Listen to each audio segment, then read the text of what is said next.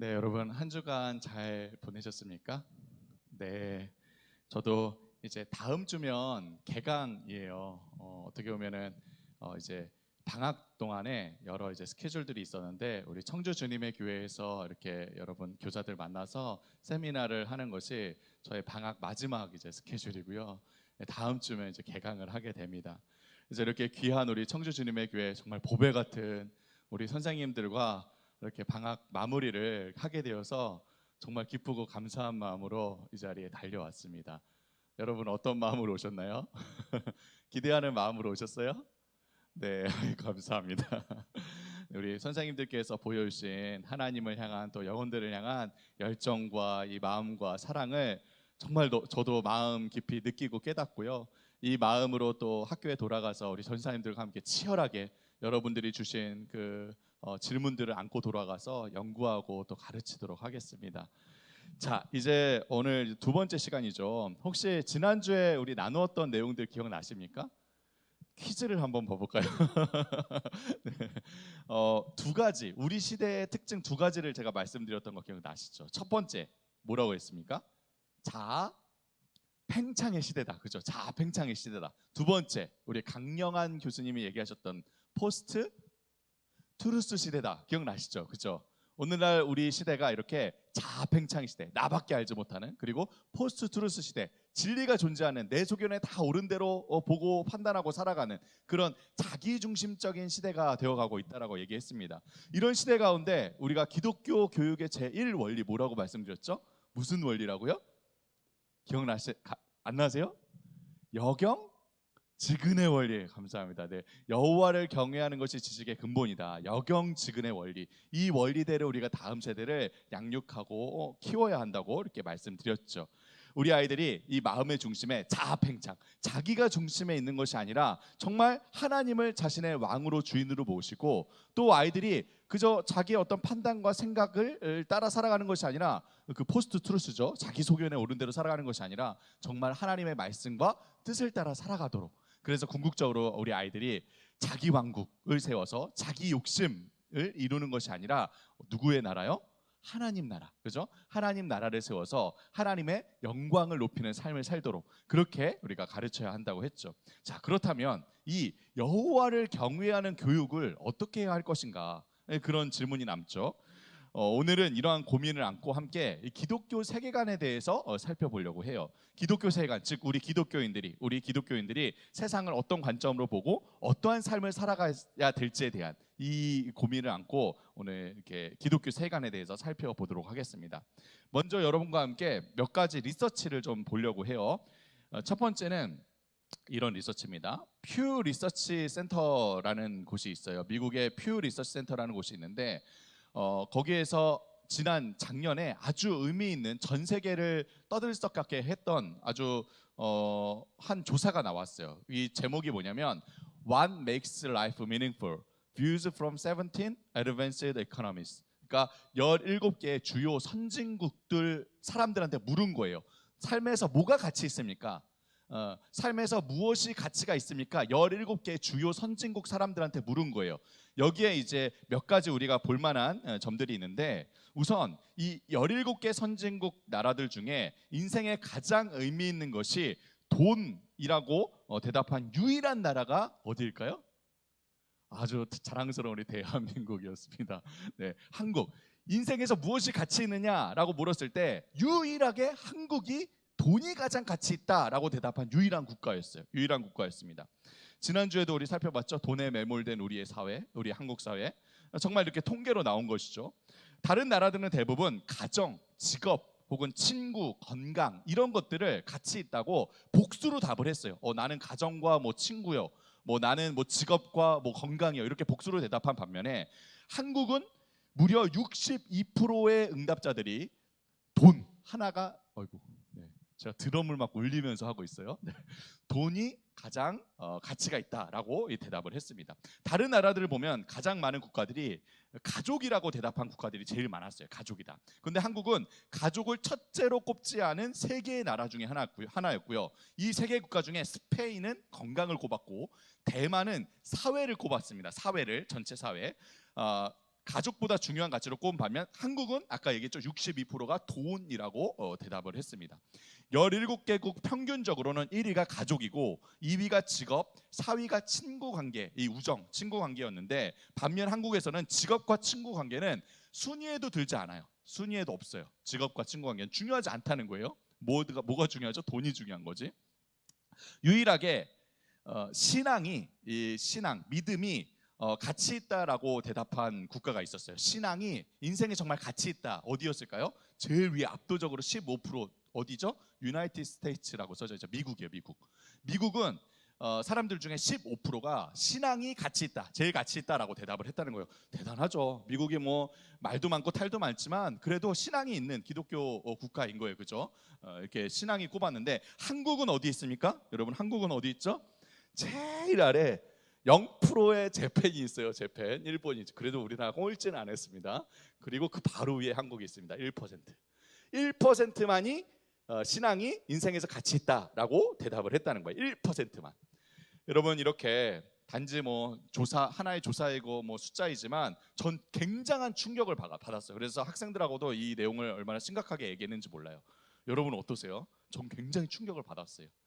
우리 한국이 정말 이렇게 돈밖에 알지 못하는 물질주의 사회, 그것도 세계를 선도하는 그런 사회가 되고 있구나가 참 마음 아프게 다가왔습니다. 자, 하나의 리서치를 더 보려고 하는데 두 번째 조사예요. 이 조사는 역시 작년에 이번에 한국에서 나온 조사예요. 기독교 리서치 기관이 아니라 한국에, 여러분 요즘 대선이라 그 조사 많이 하잖아요. 그죠? 리서치 많이 하잖아요. 그 중에 이제 한국 갤럽이라는 조사가 있어요. 한국 갤럽이라는 리서치 기관이 있는데 거기서 1984년부터 2021년까지 한국인의 종교에 대한 인식을 조사한 내용이 작년에 나왔어요. 84년부터 21년까지. 여기에서도 아주 충격적인 결과가 나왔는데 바로 이겁니다. 바로 현재 21년, 작년이죠. 뭐 올해도 마찬가지고 이 현재 10대, 20대 종교인 비율이 여기 보이시죠? 몇 프로라고요? 22%예요. 나머지 78%는 뭐예요? 종교가 없다는 거예요. 신을 믿지 않는다. 아예 종교가 없고, 기독교인 말하는 게 아닙니다. 종교가 없는 거예요. 그러니까 무신론자들인 거죠. 그리고 이 종교인 20% 중에 기독교인은 얼마나 될까요?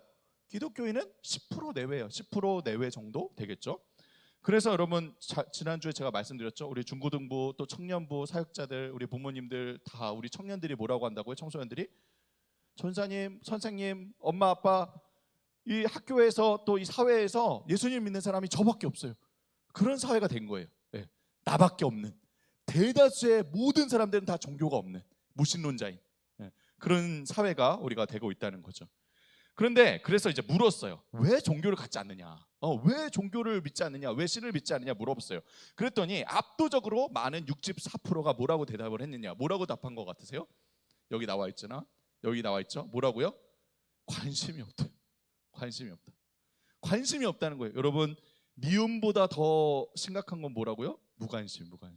그래도 옛날에는 이 사람들이 믿지 않는 사람이라도 관심은 있었어요. 기독교에 대해서 뭐 기독교에 대해서, 또 기독교 지도자들에 대해서 부정적으로 보긴 했지만 그래도 관심은 있었다고요. 근데 오늘날 이 청년들은 뭐라고요? 관심조차 없다는 거예요. 기독교에 걔네들이 뭘 하고 사는지 마는지 관심조차 없다. 내 삶에 아무런 관심이 없다. 그런 사회가 우리가 되고 있는 거죠. 청년들에게 기독교를 포함한 종교가 자기 삶과 아무런 관련이 없는, 그래서 관심조차 없는 시대인 거예요. 믿음이 없는 사람들은 뭐 당연하죠. 관심이 없는 거. 믿음이 없는 사람들은 이렇게 얘기하겠죠. 하지만 믿음이 있는 사람들은 다를까요? 믿음 있는 사람들은, 아까 퓨 리서치에서 신앙을 가장 의미 있고 가치 있게 여기는 사람이 우리나라가 몇 프로라고 했죠? 몇 프로라고요? 1%라고. 1%. 그래도 22%가 있잖아요. 여러분, 여중에 기독교인 한 10%라고 쳐도 그래도 20% 정도는 되잖아요. 그럼 신앙이 가치가 있다고 몇 프로는 답을 해야 됩니까? 20%는 답을 해야죠. 근데 20%도 안 돼요. 10%도 안 돼요. 5%도 안 돼요. 몇 프로라고요? 1%. 결론적으로 우리 지금 사회가 10명 중에 1명 기독교인이 있을까 말까 한 그런 사회이고, 그 또 기독교인 10명 중에 1명 신앙이 정말 자신의 인생에 가치 있다라고 여기는, 그러니까 정말 자기의 그 신앙과 삶을 연결시켜서 살아가는 사람은 또 그 기독교인 10명 중에 1명밖에 안 되는 그런 시대인 거예요. 그런 시대.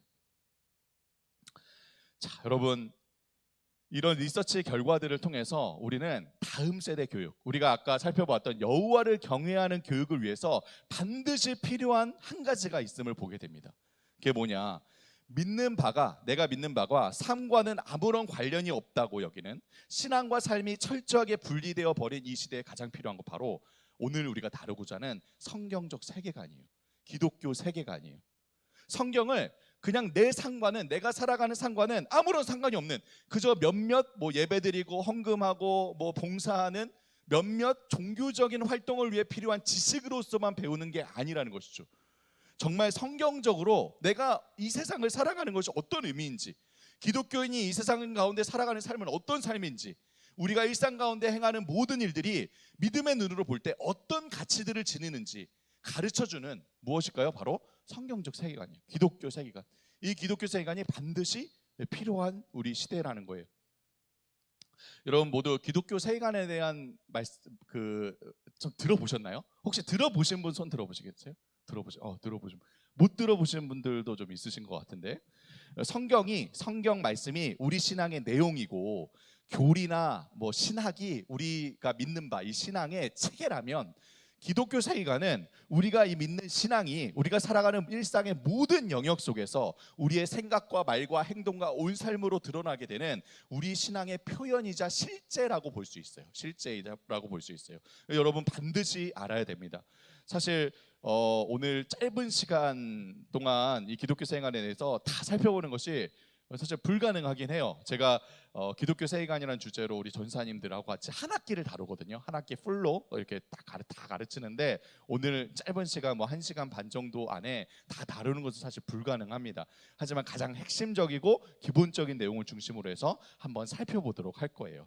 여러분 반드시 내가 부모로서 또는 교사로서 정말 성경적 세계관대로 나는 살고 있는지, 그리고 또 다음 세대에게는 이 세계관을 어떻게 하면 전해줄 수 있을지 함께 고민하면서 우리가 시작을 했으면 좋겠습니다. 먼저 영상을 하나 볼 텐데요. 우리 이 영상의 자막을 꼭 좀 틀어주시기 바랍니다. 자막이 잘 안 보일 수도 있어요. 한번 볼게요. 네, 틀어주시고 밑에 그 자막, 그거. This is Sasha. This is Sam. When they first met, it was just small talk about where to find the best coffee, the new high top she just bought, a book of poetry he found at a used bookstore, a new local band she discovered just last weekend, a zombie apocalypse movie he saw last night with some friends from his martial arts class, her homemade screen print t-shirt, and his favorite Chinese restaurant, which made them both hungry. So they got 2 orders of Mandarin chicken with brown rice. And then Sam opened his fortune cookie. Life's journey ends with a new beginning. Whoa, that's deep. But in the real world, life's journey ends with an ending. When you die, you're done. Well, yes, your body no longer works, but your soul continues to exist, don't you think? Your soul? No, I don't believe in ghosts. We're physical creatures, material objects, just a collection of highly organized atoms. When your brain flatlines, that's it. Game over. So you don't believe in life after death? No. I mean, it's a comforting thought, but there's just no scientific evidence for it. I'd rather face the real world than believe in a fairy tale. Yeah, I agree with you, Sam. It's best to face reality, but it may be that life after death is reality.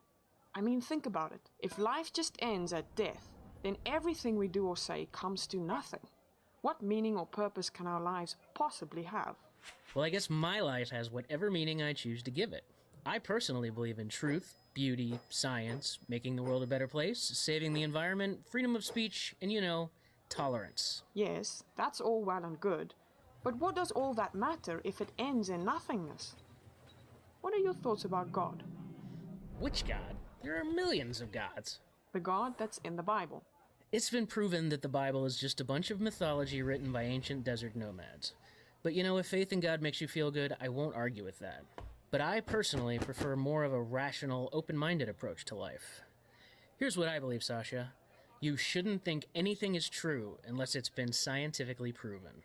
But has that belief itself been scientifically proven? Sam, you and I look at life very differently. Yeah, it's crazy. It's like we're from different worlds. Not different worlds, different worldviews. A worldview is the set of lenses through which you see the world around you. It's a web of habit-forming beliefs that helps you make sense of all your experiences. Through your worldview, you interpret life in a particular way. It affects how you think, how you feel, and how you live from day to day. To understand what your worldview is, think carefully about the big questions of life. Does God exist? How did everything begin? Who am I? Why am I here? Am I living a good life? What happens after I die? Cabbages and puppies don't think about this stuff, but people do. Reflecting on these questions is part of what makes us human. In fact, every one of us has a worldview. What's yours? 네. 잘 보이셨어요? 자막이 너무 작아서 잘 안 보이셨죠? 잘 보이셨어요? 네. 보이셨기를 바랍니다. 네. 혹시 안 보이셨던 분들을 위해서 제가 나중에 우리 전사님들 통해서 링크를 전해드릴게요. 한 번 더 자세하게 한번 보시기 바랍니다. 뭐 내용은 처음에는 별거 없어요. 처음에는 엘리베이터에서 남자가 여자가 썸을 타는 거예요. 그죠? 그리고 데이트를 하고 서로 대화를 나누기 시작하는데 서로 대화가 잘 안 돼요. 그죠? 좀 뭔가 서로 믿는 바들이 다 다른 거예요. 그죠? 그런데 나중에 이제 그렇게 얘기하죠. 이상해. 우리가 서로 다른 세상에 살아가나? 근데 마지막에 이제 뭐라고 합니까? 다른 세상이 아니라 다른 세계관을 갖고 있다는 거예요. 그죠? 다른 세계관을 갖고 있으니까 아까 얘기했던 그 big questions 거기에 대해서 다른 전제들을 갖고 있으니까 생각하고 말하고 살아가는 게 완전히 다른 거예요. 똑같은 세상에서 살아가는데 그게 이제 세계관이라는 거죠. 이 세계관은 흔히 그래서 창문이나 이 안경으로 비유하기도 합니다. 우리가 창문이나 안경을 통해서 이 세상을 보는 것처럼 세계관 역시 어떤 틀, 프레임, 어떤 관점을 통해서 이 세상을 보고 생각하는 거예요. 이 안경을 통해서 제가 이 세상을 보는 것처럼 이렇게 어떤 프레임, 관점을 통해서 세상을 보게 되는 거예요. 세계관에 대해서 한 번도 생각해 보지 않은 분도, 여기 아까 전에 뭐 기독교 세계관 못 들어보신 분들도 있다고 이렇게 제가 이렇게 손 들어보니까 손 안 드신 분들도 있었는데, 그런 분들도 사람이라면, 이 영상에서 그랬죠. 캐비지, 이 양배추나 개는 세계관이 없어요. 하지만 사람이라면 누구나 다 세계관에 대해 생각하지 않은 사람도 자기만의 세계관을 갖고 있어요. 왜냐하면 하나님께서 사람을 그렇게 지으셨기 때문이에요. 그렇게 지으셨기 때문이에요. 사람으로 하여금 사람이라면 누구나 다 세계관을 갖도록 지으셨어요.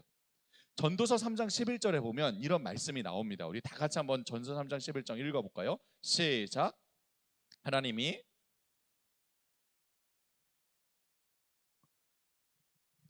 영혼을 사모하는 마음을 일의 시종을 사람으로, 네, 하나님께서 사람에게 우리가 다 알 수 없고 이해할 수 없는 우리 인생의 갖가지 단편들, 여러 이제 일들을 하나로 좀 맞춰보려는 마음을 주셨다는 거예요. 그냥 뭐 이런 일이 일어났구나, 저런 일이 일어나, 그게 아니라 뭔가 이 모든 단편들을 하나로 좀 맞춰보려는 그런 마음을 주셨다는, 이 마음을 전도서에서 뭐라고 합니까? 영원을 사모하는 마음이라고 해요. 우리 인간에게는 모두가 다 이 영원을 사모하는 마음이 있어요. 시간과 공간에 제한되어서 그저 순간순간을 살아갈 수밖에 없는 우리 인간이지만, 우리 인간에게는 그 자신의 존재, 순간을 살 수밖에 없는 존재를 초월해서 영원을 바라보고자 하는 그런 마음이 있다는 거예요. 그래서 인간으로 하여금 그저 동물처럼, 본능을 따라 살아가는 동물처럼 생각 없이 그렇게 순간순간을 살아가는 존재들이 아니라, 이 마음속에, 사람의, 인간의 마음속에 이 세상에 대해서, 자신의 삶에 대해서, 아까 영상에서 봤죠, 그 빅 퀘스천들, 정말 세상과 인생에 대한 그 근원적인 질문들에 대해서 끊임없이 질문하고 고민하고 답을 구하며 살도록 그렇게 만드셨다는 거예요. 전도서에서 말하는 이 영혼을 사모하는 마음을 많은 이제 신학자와 철학자들이 여러 가지 다른 표현으로 말을 했는데요. 우리가 잘 아는 그 켈빈, 이 켈빈은 이를 가리켜서 인간에게 있는 종교의 씨앗이다 이라고 얘기합니다. 모든 인간에게는 하나님께서 이 마음에 종교의 씨앗을 주셨다. 종교의 씨앗이라고 얘기해요. 철학자 파스칼은 똑같은 것을 하나님께서 우리 마음속에 주신 빈 공간이다라고 얘기해요. 빈 공간이 있다. 사람에게는 누구나 그 마음에 빈 공간이 있다. 어거스틴은 이렇게 얘기합니다. 우리 마음은 하나님 안에 머물지 않는다면 결코 안식할 수 없다. 하나님 안에서만 안식을 누릴 수 있다. 인간의 마음은. 마지막으로 제임스 사이어라는 이 세계관 학자는 우리는 오직 하나님 안에서만 우리의 진정한 본향을 찾을 수 있다라고 얘기해요. 본향, 고향, 본향을 찾을 수 있다라고 얘기해요. 이 모든 말들이 가리키는 것은 하나예요. 결국 하나님께서 우리 사람에게 다른 모든 동물이나 캐비지나 모든 다른 피조물과는 달리 자신의 그 존재를 초월해서 이 세상과 자기 삶에 대한 의미와 목적을 구하도록 찾도록 그런 마음을 주셨다는 거예요. 그리고 제일 중요한 것은 이 영혼을 사모하는 마음, 이 인간 마음에 있는 빈자리는 하나님 외에는 다른 어떤 것으로도 어떻게 해요? 채워질 수 없다는 거예요. 답을 알 수 없다. 답을 구할 수 없다는 거예요. 하나님 외에는. 여러분, 그럼 우리는 어디에서 이 세상과 우리 인생에 대한 이 근본적인 질문들에 대한 답을 찾을 수 있습니까? 우리는 명확하게 답을 할 수 있죠. 누구에게서요? 하나님에게서. 그렇죠? 하나님의 말씀에서. 우리는 하나님과 하나님의 말씀에서 우리 인생의 의미와 목적을 찾고 정말 이 인생의 여러 근원적이고 핵심적인 질문들에 대한 답을 얻을 수 있어요. 하나님과 하나님의 말씀에 대해서. 그런데 만약 그 하나님의 말씀을 거부하면 어떻게 될까요? 거부하면. 로마서에서는 이 하나님께서 하나님을 알만한 마음, 또 영혼을 사모하는 마음을 우리 인간에게 주셨지만 그 하나님과 하나님의 말씀을 거부하는 자들에 대해서 이렇게 얘기를 합니다. 우리 다 같이 한번 얘기를 해볼까요? 다 같이 한번 읽어볼까요? 로마서 1장 21절입니다. 시작. 알되 그 생각이 허망하였으며. 네, 여기 말씀에서 하나님을 알되라는 말은요, 정말 성경의 삼위일체 하나님을 알았다는 말이 아닙니다. 나름대로 그 영혼을 사모하는 마음으로, 하나님을 알만한 마음으로 세상과 인생에 대한 질문들에 대해 답을 내려보았다는 거예요. 나름대로. 그런데 그 답을 하나님으로부터 찾은 것이 아니라, 하나님 말씀에서 구한 것이 아니라 자기의 허망한 생각과 미련한 마음으로 구했다는 거예요. 미련한 마음으로. 그래서 성경은 그 결과에 대해서 이렇게 얘기합니다. 그 결과에 대해서 이렇게 얘기합니다. 다 같이 한번 읽어볼까요? 시작. 스스로 썩어지지 아니하는 사람과 새와 짐승과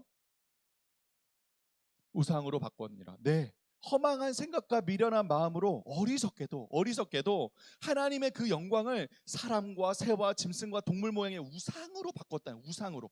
하나님께서 그 마음에 이 하나님을 알만한 이 영혼을 사모하는 그 마음을 주셨는데, 그것을 통해서 하나님을 알고 하나님의 말씀에 귀를 기울인 것이 아니라 다른 것들, 이 세상의 것들, 이 우상들을 통해서 답을 내렸다는 거예요. 우상들을 통해서. 그리고 이렇게 그 마음에 우상을 채워 넣은 결과 어떻게 됩니까? 이 구절에 보듯이 온갖 무질서와 죄악과 혼란함이 난무하게 돼요. 그 결과 다 같이 한번 읽어볼까요? 시작. 여자 쓰기를 버리고 서로 향하여 음욕이 부릴 듯하며 남자가 남자와 더불어. 네, 여러분, 이 성적인 문제 우리 지난주에 얘기했죠. 얼마나 심각한지. 기준이 없으니까 끝까지 가는 거예요. 예, 방석이랑도 결혼하고, 그죠? 이 쿠션이랑도 결혼하고, 동물하고도 결혼하고, 고양이 남편 2명을 두고 끝도 없이 나가는 거예요. 그죠? 그런데 그것만이 아닙니다. 그것만이 아니에요. 모든 불의, 추악, 탐욕, 악의가 가득한 자요, 시기, 살인, 분쟁, 사기, 악독이 가득한 자요, 수근수근하는 자요, 비방하는 자요, 하나님께서 미워하는 자요, 능력하는 자요, 교만한 자요, 자랑하는 자요, 악을 도모하는 자요, 부부를 거역하여 우매한 자요, 배약하는 자요, 무정한 자요, 무자비한 자라. 무자비한 자라. 온갖 무질서함과 이 죄악이 난무하게 되는 거예요. 그 마음에 우상을 채워넣으니. 그 마음에 우상을 채워넣으니. 자, 이처럼 그 마음을 하나님과 그분의 말씀으로 채우지 않은 이들은 기준이 없기 때문에 그 마음대로 온갖 죄악들을 결과적으로 저지르게 되는 거예요. 따라서 하나님께서는 그 마음의 빈자리를 하나님과 하나님의 말씀에서 찾지 않는 자들을 향해서 분명하게 이렇게 말씀하십니다. 뭐라고요? 이렇게 말씀하신다. 뭐라고요? 어리석다. 시편 14편 1절. 어리석은 자는 그 마음에 이르기를 하나님이 없다 하도다. 아까 영상에 나왔던 그 남자는 아주 똑똑한 머리로 나는 과학적으로 증명된 것만을 사실로 믿어 아주 스스로 지혜롭고 지식 있고 라고 그렇게 말을 하지만, 하나님은 그를 향해 뭐라고 하신다고요? 어리석다. 어리석다는 거예요. 그럼 여러분 누가 지혜로운 사람입니까? 제가 아까 미리 힌트를 드렸네요. 누가 지혜로운 사람이 우리 이거 했잖아요, 그죠? 기독교 교육의 제1원리 여경직은 뭐요? 여호와를 경외하는 사람, 그 사람이 정말 지혜로운 사람이라고요. 이 세상과 삶에 대해 가장 근본적이고 기초적인 핵심적인 질문들에 대해 다른 무엇이 아니라 하나님에게서 하나님의 말씀 그 계시로부터 답을 찾는 것이 참으로 지혜와 지식의 뭐요? 근원이라는 거예요. 근원. 이 답에 기초하고 있어야지만 이 세상과 우리 삶의 모든 영역에서 발견하는 모든 지혜와 지식들을 비로소 바르게 보고 해석할 수 있는 거예요. 이게 지식의 근본이라는 거죠. 하나님을 경외하니 바로 이처럼 이 세상과 삶에 대한 여러 질문들에 대한 답을 다른 무엇이 아니라 뭐 세상의 어떤 것이 아니라 어디로부터요? 하나님 말씀에 두고 있는 것이 바로 기독교 세계관입니다. 기독교 세계관. 다른 말로 하자면 성경적 세계관이라고도 할 수 있어요. 성경이 가르쳐주는 대로 믿는 거죠. 하나님께서는 분명 이 말씀 속에 우리 인간들이 우리 인생과 이 세상을 어떻게 바라보아야 하는지 분명히 알려주셨어요. 성경 전체에 걸쳐서 우리가 이 세상과 우리 삶에 대한 궁극적인 질문들에 대해서 뭐라고 답을 해야 되는지, 그 답을 갖고 어떻게 살아가야 하는지 분명히 성경 속에 알려주셨다는 거예요. 그 이야기, 이 세상의 시작부터 마지막까지 전체를 보여주는 성경의 이야기를 요약한 것이 바로 이것입니다. 바로 창조, 타락, 보존, 구속, 완성. 우리 한번 따라해 볼까요? 시작. 창조, 타락, 보존, 구속, 완성. 여러분 오늘 다 까먹으셔도 돼요. 다 까먹으셔도 되는 이것만 기억하시면 됩니다. 함께 다 같이 한번 더 읽어봅시다. 시작. 타락. 우리 한번 손가락으로 하면서 5가지잖아요. 우리 한번 해볼까요? 이렇게 시작. 창조, 타락, 보존, 구속, 완성. 자, 이제 안 보여드리고 여러분만 해봅시다. 시작. 우리 주님의 교회 수준이 엄청 높습니다. 네, 이렇게 빨리 외우셨어요. 자, 이제 끝내도 될 것 같은데. 네, 창조, 타락, 보존, 구속, 완성. 여러분 이 5가지 이야기가 바로 성경의 처음부터 마지막까지를 이어주는 하나의 흐름이에요. 창세기부터 요한계시록까지 우리가 한마디로 요약하자면 이거예요. 창조, 타락, 보존, 구속, 완성. 이거예요. 이게 성경의 창세기부터 요한계시록까지의 이 스토리 라인이에요. 스토리 라인. 뿐만 아니라 성경의 스토리 라인일 뿐만 아니라 이 세상의 처음부터 마지막까지를 보여주는 수평적인 틀이에요. 창조부터 시작해서 완성으로 끝나는 이 세상이 어떻게 시작됐고 어떻게 끝났는지를 보여주는 이 세상을 보여주는 성경적 관점이라고. 이게 세계관인 거예요. 그죠? 세계관인 거예요. 또 뿐만 아니라 또 하나가 있는데 바로 이야기들은 세상을 이처럼 처음부터 마지막까지 수평적으로 보게 해주는 틀일 뿐만 아니라 여기서부터 여러분 잘 들어보십시오. 조금 어려운 얘기인데 우리가 지금 이 세상을 살아가는 우리로 하여금 이 세상의 모든 영역들을 수직적으로 볼 수 있도록 해주는 복합 렌즈와도 같아요. 무슨 말이냐면 이 창조, 타락, 보존, 구속, 완성의 이야기들이 다 각각 하나의 렌즈들이 되어서 그것들이 하나로 합쳐진 거예요. 마치 여러분 현미경에도 렌즈가 하나만 있지 않잖아요. 렌즈가 하나, 둘, 셋 이런 여러 개가 있잖아요. 그런 것처럼 복합 렌즈인 거예요. 렌즈, 창조의 렌즈, 또 타락의 렌즈, 보존의 렌즈, 구속의 렌즈, 완성의 렌즈가 하나로 합쳐져서 이 세상을 균형 있게 성경적으로 어떻게 봐야 되는지 보여주는 복합 렌즈와도 같다는 거예요. 이거에 대해서는 제가 이따가 좀 더 자세하게 설명을 하겠습니다. 그래서 우리로 하여금 이 이야기들 중에 어떤 한 이야기를 빼버리거나 혹은 어떤 한 이야기를 지나치게 확대해버리면은 이 세상을 보는 우리의 시각이 왜곡되게 돼 있어요. 반드시 5가지 이야기들이 하나로 합쳐져서 균형 있게 세상을 보아야만 성경적으로 바르게 세상을 보고 살아갈 수 있는 거예요. 여기 대해서 이제 나중에 제가 이제 끝날 때쯤에 설명을 하겠습니다. 자, 그럼 본격적으로 이 기독교 세계관의 각 이야기들을 여러분 다 아시는 이야기예요. 사실 아시는 이야기인데 짧게 한번 살펴볼게요. 짧게 한번 살펴볼게요. 자, 우선 창조부터 살펴보겠습니다. 창조. 자, 성경은 태초에 하나님께서 세상을 창조하셨습니다. 창세기 1장 1절 여러분 다 외우시죠? 태초에 하나님이 천지를 창조하시니라. 분명한 선언으로 시작해요. 태초에 하나님이 세상을 창조하셨다. 창세기 1장과 2장에 보면 하나님께서 온 세상과 모든 피조물들, 만물들을 창조하시는 장면이 나와요. 만드시는 장면이 나와요. 그런데 하나님께서 세상을 만드시는 장면에서 우리가 보아야 하는 아주 세 가지 중요한 점이 있어요. 첫 번째는 뭐냐면 하나님께서는 세상을 말씀을 따라서 질서 있게 만드셨다는 거예요. 하나님께서 온 세상을 만드실 때 하나님의 말씀을 따라서 질서 있게 만드셨다는 거예요. 이게 첫 번째입니다. 창세기 1장에서 하나님께서 천지를 만드실 때에 보면 그 장면을 보면요, 일정한 패턴이 나와요. 반복되는 패턴이 나와요. 어떤 패턴인지 다 아시죠? 하나님이 가라사대 말씀하세요. 말씀하시면 뭔가 존재해요. 그 말씀하신 것이 존재해요. 있어요. 그거 빛이 있으라. 그럼 빛이 있었고 존재하게 돼요. 그럼 그것이 하나님 보시기에 좋았더라라고 해요. 다시 하나님께서 가라사대 말씀하시면 그 존재들이 그 말씀에 순종해서 존재하게 됩니다. 그럼 그것이 하나님 보시기에 좋았다라고 해요. 이 똑같은 패턴이 창세기 1장에 8번이나 반복돼서 나와요. 8번이나. 이처럼 하나님께서는 온 세상과 피조물들을 그냥 만드시기만 한 것이 아니라요, 말씀을 따라서 분명히 질서 있게 조화를 이루도록 그렇게 만드셨다는 거예요. 여러분, 어떤 질서들이 있을까요? 그러니까 하나님 말씀이 이 모든 세상과 존재들의 법이자 규범이 된다는 거예요. 법이자 규범이.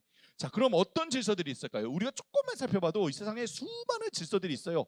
뭐 중력과 같이 우주가 운행하는데도 수많은 질서들이 있죠. 우리 지구 안에도 뭐 시간과 계절의 변화, 기후와 날씨의 변화 등등 여러 가지 수많은 질서들이 지구 안에도 존재합니다. 생물들이 살아가는 가운데도 질서들이 있고, 생태계와 같이 생물들이 조화를 이루며 살아가는 데도 질서들이 있고요. 우리 몸 안에도 동맥과 정맥을 흐르는 피, 우리의 호흡, 호르몬 등등 수많은 변화와 질서들이 있어요. 수학적인 논리적인 법칙들도 하나님께서 세상을 그렇게 질서 있게 만드셨기 때문에 존재하는 것들이고요. 윤리나 도덕적인 규칙들, 음악과 미술에도 우리의 창의성을 요하는 이 영역에도 분명한 질서와 규칙들이 있어요. 이렇게 하나님께서는 이 세상을 아주 질서 있게 하나님 말씀을 따라 만드셨다는 거예요. 하지만 이런 모든 수많은 질서들이 있지만 그 모든 질서에 가장 우선하는 근본적이고 근원적인 기본적인 질서가 있어요. 최고의 질서와 법칙은 바로 하나님께서 그 모든 질서를 따라 말씀을 따라 지으신 창조주이시고, 만물은 그 하나님의 말씀에 반응하여 존재하게 된 피조물들이라는 거예요. 이게 최고의 질서예요. 하나님이 말씀으로 창조하신 창조주이시고, 이 모든 피조물들은 그 말씀을 따라 조화롭고 질서 있게 지어진 피조물들이라는 거예요. 하나님께서 온 세상을 만드신 왕이시고 주인이시며, 모든 피조물들은 하나님의 다스림을 받는 존재들이에요. 따라서 모든 피조물들은 이러한 하나님의 말씀에 대한 반응으로 살아갑니다. 존재하고 살아가요. 창조 때부터 하나님께서 정하신 그 불변하는 존재의 법칙을 따라서만 비로소 존재하고 살아갈 수 있다는 거예요. 이게 첫 번째입니다. 말씀을 따라 질서 있게 만드셨다. 둘째로 우리가 이 창조 이야기에서 알아야 하는 것은 하나님께서 만드신 세상은 하나님 보시기에 심히 좋은 선한 세상이었다는 거예요. 하나님 보시기에 좋은 선한 세상이었다는 거예요. 하나님께서는 말씀을 따라 세상을 만드시고 온 세상이 하나님 말씀에 아멘 순종해서 존재했을 때 동일하게 반복해서 보시기에 좋았더라고 하세요. 그리고 모든 세상을 다 만드신 다음에 그 세상이 하나님 말씀을 따라 존재하게 되고 질서를 이루고 조화를 이루고 풍성하게 채워진 것을 보시고는 심히 좋았더라고요. 심히 좋았더라. 물론 이후에 타락의 사건을 통해서 그 하나님 만드신 심히 좋은 세상이 망쳐졌죠. 그죠? 이 죄 때문에 망쳐지긴 했지만 처음 하나님께서 만드신 세상은 하나님 보시기에 좋은 선한 세상이었다는 거예요. 이것을 알버트 월터스라는 이 학자는 세계관 책에서 가장 유명한 책이 창조 타락 구속이라는 책이 있는데요. 그 책에서 구조와 방향으로 얘기를 합니다. 구조와 방향. 무슨 말이냐? 즉 이 세상에 있는 모든 존재들은 그 존재 자체로, 구조 자체로 악하진 않다는 거예요. 그 구조 자체가 잘못은 아니라는 거예요. 이 세상에 존재하는 것들은 그 구조 자체가 나쁜 것은 아니라는 거예요. 그 존재와 구조 자체는 하나님께서 만드신 것이기에 선한 거예요. 문제는 어디 있습니까? 문제는 바로 방향에 있다는 거예요. 방향. 그 방향이 하나님이 그 두신 그 존재의 법칙, 그 말씀에 순종하는 방향이 아니라 하나님께서 주신 그 존재의 법칙을 어긋나 있을 때, 거기에 반대되어 있을 때 악하게 드러나게 된다는 거예요. 그게 이제 구조와 방향인 거예요. 그러니까 하나님 만드신 세상은, 존재들은 구조 자체는 선한 세상이에요. 뭐 여러분 모기라고 해서 모기 막 내 피를 빨아먹는 존재, 악한 존재, 아니라는 거예요. 아니라는 거예요. 이렇게 피를 빨아먹게 된 그 원인과 구조가 그 원인과 그 방향이 잘못된 거지. 그 죄 때문에 왜곡된 거죠. 그 목이라는 존재 자체는 나쁜 존재가 아니라는 거예요. 팔이 막 패스트를 옮기고 막 번개를 옮기고 나쁜 하나님 그게 아니라는 거예요. 하나님 만드신 그 팔이라는 존재는 선한 그 선한 존재예요. 다만 죄가 그 팔이로 하여금 그 무질서함 가운데 병균을 옮기도록 그렇게 망쳐버린 것이죠. 네, 이해가 되시나요? 네, 네. 자, 네, 이해가 되셨는지 네. 네, 이해가 되시면 좀 끄덕끄덕 해주시면 감사하겠다. 네, 네, 감사합니다. 네. 마지막으로 하나님께서 만드신 세상은 그 자체로 선하고 온전했지만 그렇다고 그것이 완성된 형태는 아니었어요. 완성된 상태는 아니었어요. 다른 말로 하자면 창조에는 분명한 이유와 목적이 있었다는 거예요. 하나님께서 세상을 만드신 이유가 있었다는 거예요. 하나님께서 왜 세상을 창조하셨을까요? 왜 만드셨을까요? 왜? 누가 세상을 만드셨는지, 뭘 만드셨는지는 창세기에 명확하게 나오기 때문에 우리는 쉽게 답할 수 있어요. 하나님이 만물을 만드셨다. 태초에 하나님이 천지를 만드셨다. 하나님이 모든 것을 만드셨다. 그런데 세상을 왜 만드셨는지에 대해서는 잘 대답을 못해요. 왜 만드셨을까? 안 생각해봤는데 창세기 1장에 명확하게 나오지 않기 때문이에요. 왜 만드셨는지에 대해서. 하지만 여러분 어떤 책이든 간에 그 결말을 보려면 어디를 봐야 됩니까? 어딜 봐야 되죠? 마지막을 봐야죠. 그죠?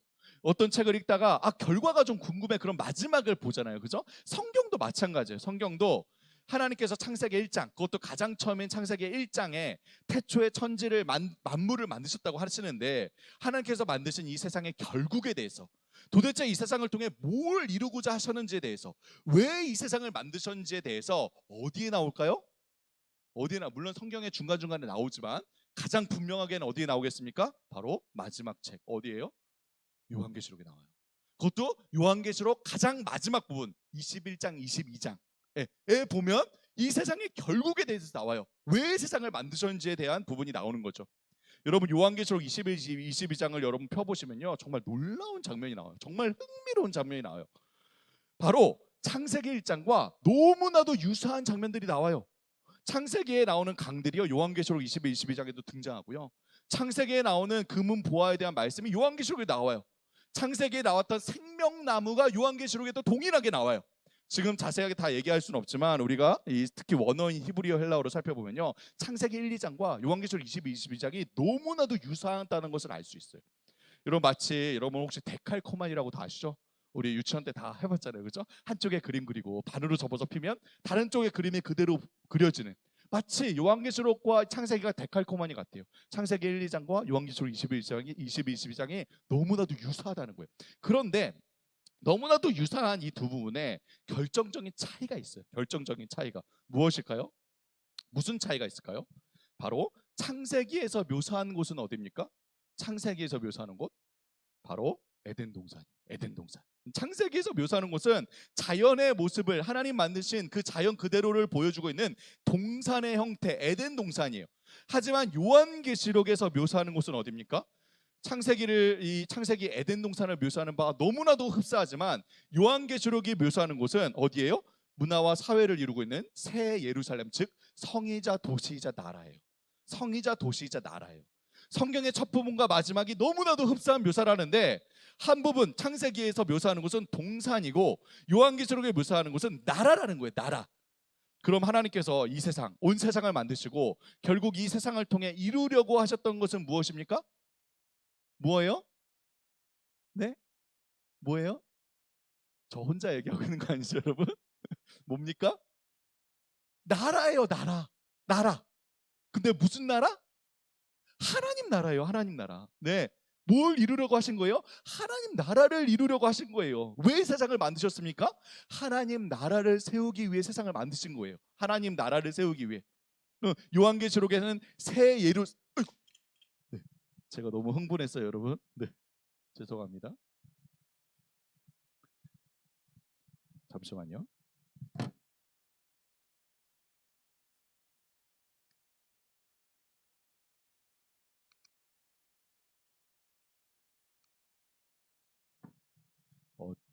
제가 이렇게 세미나를 하고 나면 제 아내가 항상 저한테 하는 말이 있어요. 흥분하지 좀 마라. 왜 공부를 하냐? 근데 참 이게 참 안 되더라고요. 이게 참 하다 보면은 좀 마음을 이게 하나님이 좀 가라앉히라고 좀 하신 것 같아요. 좀 마음을 가라앉히고 하겠습니다. 하나님 나라를 세우는 거였어요. 하나님 나라. 네. 이 새 요한계시록에서 나오는 새 예루살렘으로 묘사된 하나님 나라, 곧 천국을 이루는 것이었다는 거예요. 그리고 하나님께서 바로 그 일, 이 땅에 이 세상을 만드시고 하나님 나라를 이루는 세우는 일을 하시기 위해서 온 세상을 다 만드신 다음에 아주 독특한 존재를 만드세요. 마지막으로 누구죠? 사람을 만드세요. 인간을 만드세요. 바로 하나님의 형상을 따라 사람을 만드셨습니다. 하나님의 형상을 따라 사람을 만드세요. 이게 되는 걸까요? 제가 떨어뜨려서 되는지 모르겠네요. 네.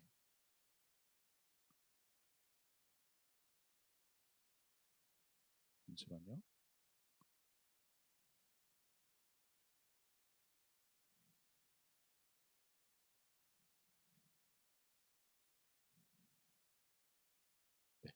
네, 네. 한 번만 해주시면 좋겠습니다. 네. 네. 사람을 만드셨어요. 자, 우리 창세기 1장 26, 27절 이제 하나님께서 사람을 창조하시는 장면인데요. 한번 다 같이 한번 읽어볼까요? 시작.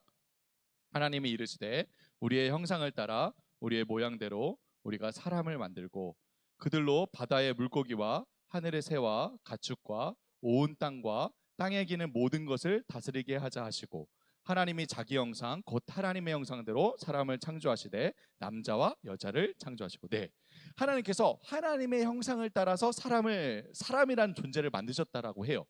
그런데 여기에서 하나님의 형상을 따라 만드셨다고 할 때 하나님의 형상이 무슨 뜻일까요? 여기서 말하는 형상이 무슨 뜻일까요? 우리는 뭐 하나님의 형상이라고 하니까 뭐 하나님도 그럼 우리처럼 생겼나? 우리처럼 눈, 코, 입, 손발, 다리 이렇게 생기셨나 보다. 그래도 하나님인데 좀 반지의 제왕에 나온 간달프처럼 이 회색 마법사, 흰색 마법사처럼 머리도 이렇게 길고 산신령처럼 그죠? 그렇게 생겼을 거야. 아니에요, 여러분. 하나님은 요한복음 4장 24절에 말하듯이 영이세요. 우리 같이 인간의 모습으로 이 땅에 오신 하나님이 누구세요? 예수 그리스도의 성육신하신 예수 그리스도죠. 여기서 말하는 하나님의 형상은 그런 겉모습을 말하는 게 아니라는 거예요. 그럼 여기서 말하는 하나님의 형상은 뭡니까? 한마디로 하자면 하나님의 특성과 성품이에요.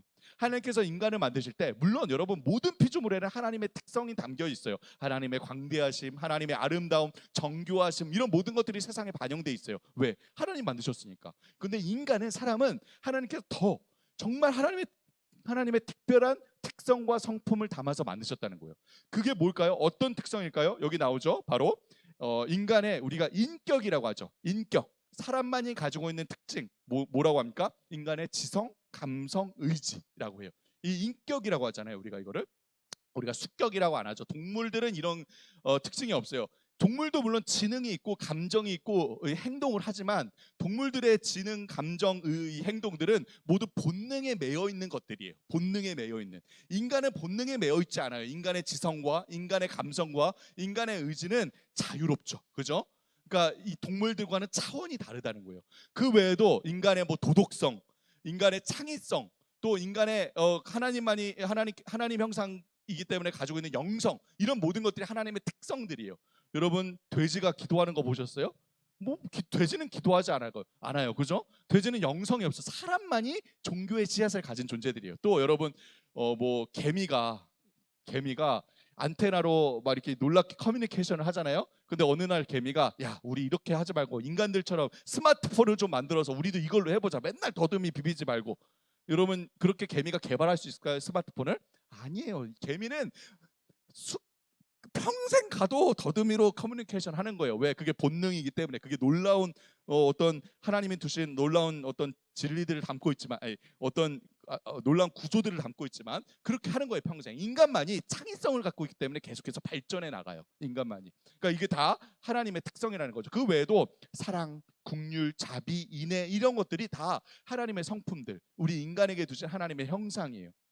그럼 여러분 왜 하나님께서는 이렇게 사람을 이렇게 하나님의 형상을 담아서 특별하게 만드셨을까요? 왜? 하나님께서 사람을 창조하시자마자 왜 하나님께서 이런 특별한 하나님의 형상을 따라 사람을 만드셨는지가 나와요. 바로 창세기 1장 28절입니다. 28절 우리 다 같이 한번 읽어볼까요? 창세기 1장 28절 시작.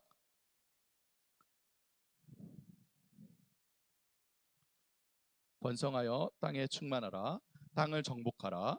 바다의 물고기와 하늘의 새와 땅에 움직이는 모든 생물을 다스리라 하시니라. 네, 이 말씀은 하나님께서 처음 아담과 하와를 만드시자마자 그들에게 주셨던 명령이에요. 곧 하나님께서 하나님의 형상대로 사람을 만드신 이유와 목적이 이것 때문이라는 거예요. 이것 때문에 너희를 만드셨다는 거예요. 여기서 보면 하나님께서 5가지를 명령하고 계시죠. 뭡니까? 한번 하나씩 제가 줄 쳐놨죠. 뭐예요? 생육하고 번성하고 충만하고 정복하고 다스리라고 했어요. 이 5가지 명령을 주세요. 생육하고 번성하고 충만하고 정복하고 다스리라. 5가지 명령을 주십니다. 여기서 생육하고 번성하고 충만하라는 이 말은 언뜻 보면, 그냥 겉으로만 보면 뭐 아기를 많이 낳으라는 말인가? 라고 들려요. 그죠? 생육하고 번성하고 충만하라. 요즘 우리 한국같이 한국 저출산 시대라고 하죠. 0.8살이에요. 한 가정이 0.8살이에요. 너무 바람직한 말씀이죠, 그죠? 근데 과연 그럴까요? 그런 의미일까요?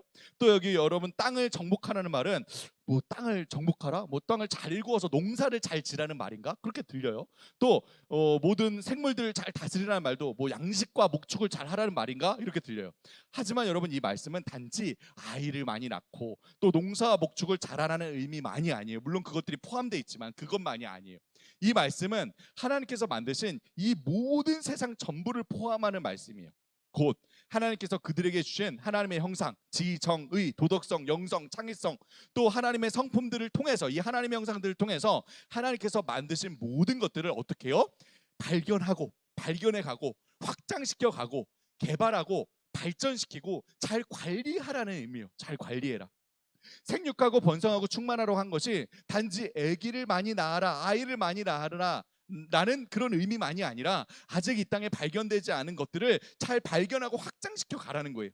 땅을 정복하고 생물을 다스리라는 말이 단지 농사 잘 짓고 목축을 잘해라 라는 의미만이 아니라, 물론 그것이 포함되지만 그 의미만이 아니라 이 땅의 모든 영역들을 잘 개발하고 발전시켜가고 잘 지키고 관리하라는 의미라는 거예요. 관리하라는 의미라는 거예요. 이러한 모든 인간의 활동을 우리가 한마디로 한 단어로 뭐라고 할까요? 이 모든 활동을 한마디로 뭐라고 합니까? 바로 문화라고 합니다. 문화. 우리가 뭐 대중문화, 그러니까 뭐 게임이나 뭐 패션, 뭐 음악 이런 것만 문화라고 생각하는데 그거는 문화의 아주 좁은 의미예요. 문화란 인간이 자연의 힘을 가하는 모든 활동들과 그 결과 생겨나는 모든 창출물들을 다 문화라고 합니다. 문화. 예를 들어서 들에 피어 있는 꽃은 그냥 자연이에요. 그죠? 그냥 자연, 있는 그대로의 자연이지만 그것을 이렇게 화병에다 꽂아 넣으면 문화의 형태를 띠는 거예요. 또 자연에서 들리는 여러 소리들은 그냥 자연의 소리예요. 여러분 뭐 저 옛날에 국민학교 때 맨날 이제 학교만 가면 처음에 자연의 소리 그러면서 시냇물 졸졸졸 흘러가는 소리 막 듣고 처음에 그랬는데 여러분도 그러셨어요? 그랬거든요. 자연의 소리 그러면서 맨날 그 들었는데 그 소리들은 자연이죠. 하지만 그 소리들을 일정한 리듬과 화음에 맞춰서 이렇게 만들어 놓으면 문화의 형태를 띤 음악이 되는 거예요. 음악이 되는 거예요. 이런 것들을 모두 다 문화라고 합니다. 정치, 경제, 행정, 사회, 산업, 건축, 교육, 서비스, 예술, 음악, 미술, 스포츠, 학문 등등 모든 인간이 이 땅에서 행하는 모든 행위들과 그 결과 나오는 모든 산출물들이 다 이 문화에 포함되는 거예요. 바로 인간이 하나님께서 자신에게 주신 그 하나님의 형상을 사용해서 하나님께서 만드신 이 세상의 모든 영역들을 이렇게 발견하고 확장시키고 개발하고 발전시키고 또 잘 관리하는 것, 그것이 바로 문화인 거예요. 따라서 이 창세기 1장 20절 28절의 명령을 우리가 다른 말로는 신학적 용어로는 문화 명령이라고 해요. 하나님께서 우리에게 주신 문화 명령이다. 문화 사명이다. 문화 명령이다라고 얘기합니다. 그럼 왜 하나님께서는 이렇게 문화 명령을 주셨을까요? 여기 벌써 나왔네요. 왜 주셨을까요? 바로 사람이 하나님의 형상을 따라 행하는 그 모든 활동들을 통해서 이 세상을 만드신 그 이유와 목적 뭐예요? 바로 하나님 나라를 이루는 거예요. 하나님 나라를. 온 세상을 발견하고 확장시켜가고 개발하고 발전시키고 관리하고 그 모든 일들을 통해서 하나님의 형상을 온 우주에 찍어내는 거예요. 하나님의 형상을 가진 인간이 하나님을 대리해서 이 세상을 다스리며 또 관리하며 모든 하나님의 형상을 온 우주 충만하게 드러내는 거예요. 그게 사실 하나님의 나라죠. 하나님 나라를 세워가는 거예요. 이처럼 여러분 창조는 시작이었지 끝이 아니었다는 거예요. 창조는 끝이 아니었다는 시작이었지. 창조는 하나님 나라의 완성을 향해 나아가는 시작이었다는 거예요. 여러분 창세기 1장 2절에 하나님께서 창조 사역을 시작하기 이전의 세상의 상태를 2가지로 얘기해요. 뭐라고 얘기하냐? 혼돈하고 공허했다. 혼돈하고 공허했다. 무슨 얘기예요? 질서가 없지 혼돈했고 공허했다. 뭐가 없었다는 거예요. 그런데 하나님께서 빛이 있으라 창조 사역을 시작하고 나서 세상이 어떻게 됩니까? 혼돈하고 공허했던 세상이 질서 있고 풍성하게 채워져요. 질서 있고 풍성하게. 처음에 혼돈했던 세상인데 하나님의 창조 활동을 통해서 어떻게 돼요? 질서 있게 세워져 가요. 조화롭게 세워져 가요. 처음에 공허했던 세상이 어떻게 돼요? 여러 만물들로 풍성하게 채워져 가요. 하나님의 창조 사역이 이 두 가지를 이룬 거죠. 그런데 하나님이 이 문화 명령을 인간에게 주셨어요. 뭐 하라는 거예요? 하나님이 그렇게 질서 있고 풍성하게 채운 이 세상을 계속해서 이어가라는 거예요. 하나님의 창조 사역을 계속해서 이어가는 거예요. 사람이 세상을 계속해서 인간이 발견해가고 확장시켜가고 하나님의 영상을 드러내고 잘 지키고 관리하고 질서를 지킴으로 하나님의 이 영광이 온 우주에 충만한 하나님 나라를 이루도록 한 거예요. 자, 여러분, 그리고 하나님께서는 그 완성, 즉 하나님 나라를 이루는 일을 이 하나님의 형상을 가진 인간에게 맡기신 거죠. 하지만 그렇다고 해서 절대로 오해해서는 안 되는 게 있습니다. 아주 중요한 건데요. 오해해서는 안 되는 게 있는데요. 바로 인간이 하나님의 형상을 가진 존재라고 해서 또 인간이 이 세상을 다스리는 존재로 지음받았다고 해서 인간이 하나님은 아니라는 거예요. 인간은 하나님은 아니에요. 하나님의 형상을 가졌지만 하나님이 아니에요. 이 세상을 다스리는 존재지만 하나님은 아니에요. 다르다는 거죠. 하나님은 분명히 사람을 포함하여 이 모든 세상과는 구별된 분이에요. 하나님은 창조주세요. 하나님이 창조주세요. 하나님이 왕이자 주인이세요. 인간은요? 인간은 분명히 하나님의 지음을 받은 피조물이에요. 인간도 피조물이에요. 인간은 하나님을 마땅히 섬겨야 하는 하나님의 백성이자 하나님의 뜻에 따라 살아가는 하나님의 종이에요. 따라서 인간은 자기 생각과 경험과 뜻을 따라서가 아니라 철저하게 하나님의 말씀과 뜻을 따라 세상을 지도하는 하나님의 대리인자 청직이에요. 자기가 왕이 아니라는 거예요. 대리인자 청직이에요. 그래서 자신의 행복과 안녕과 만족과 성공을 위해 살아가는 존재가 아니라 하나님의 영광과 기쁨을 위해 사는 존재라는 거예요. 그래서 궁극적으로 자기 왕국이 아니라 자기 나라가 아니라 누구예요? 누구의 나라? 하나님 나라를 세우는 자들인 거예요. 하나님의 대리인이라는 거죠. 그렇기 때문에 여러분, 이 질서, 하나님, 사람, 세상, 이 질서가 가장 중요한 질서인 거예요. 하나님, 사람, 세상. 이 세상을 만드신 하나님의 이 세상을 볼 때에 이 하나님, 사람, 세상의 질서를 우리가 반드시 알아야 되는 거예요. 이 매우 중요한 사실을, 이 질서를 분명하게 보여주는 것이 바로 에덴 동산의 중앙에 있었어요. 에덴 동산의 중심에 있었어요. 여러분, 무엇입니까? 무엇이죠? 에덴 동산의 중심에 있었던 것 바로 선악과예요. 선악과. 선악을 알게 하는 나무의 열매라고 해서 선악과라고 하죠. 주일학교 아이들, 특히 이제 중고등학교 우리 유스 아이들이 가장 많이 하는 질문 중에 하나가 이거예요. 하나님 왜 선악과 만드셨냐는 거예요. 아니, 안 만들었으면 따먹을 일도 없고 타락할 일도 없고, 그죠? 왜 만드셔서 따먹게 했냐는 거예요. 그죠? 여러분도 그런 의문이 드세요? 그런 질문 혹시 받아보셨어요? 저는 받아봤어요. 중등부의 어떤 친구한테. 그래서 저도 많이 고민을 했어요. 선악과, 그래, 맞아. 왜 만드셨을까? 여러분, 이런 생각에는 하나님께서 마치 사람을 죄를 짓도록 유혹하는, 시험하는 그런 가학적인 분이고, 이 가장 좋은 것을 동산 중앙에 두고 금하시는 아주 매혹하신 분이라는 잘못된 하나님에 대한 이미지가 깔려 있죠. 하지만 여러분, 선악과는 절대로 이처럼 사람을 죄 짓고 유혹하고 시험하기 위해 만든 도구가 절대로 아니었어요. 그런 도구가 아니에요.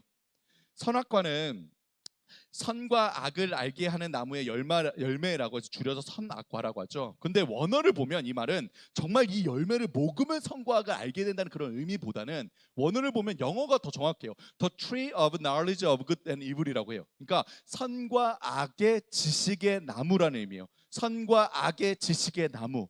그러니까 무슨 의미입니까? 이 나무 자체가 선과 악이 무엇인지를 보여주고 있는 나무라는 뜻이에요.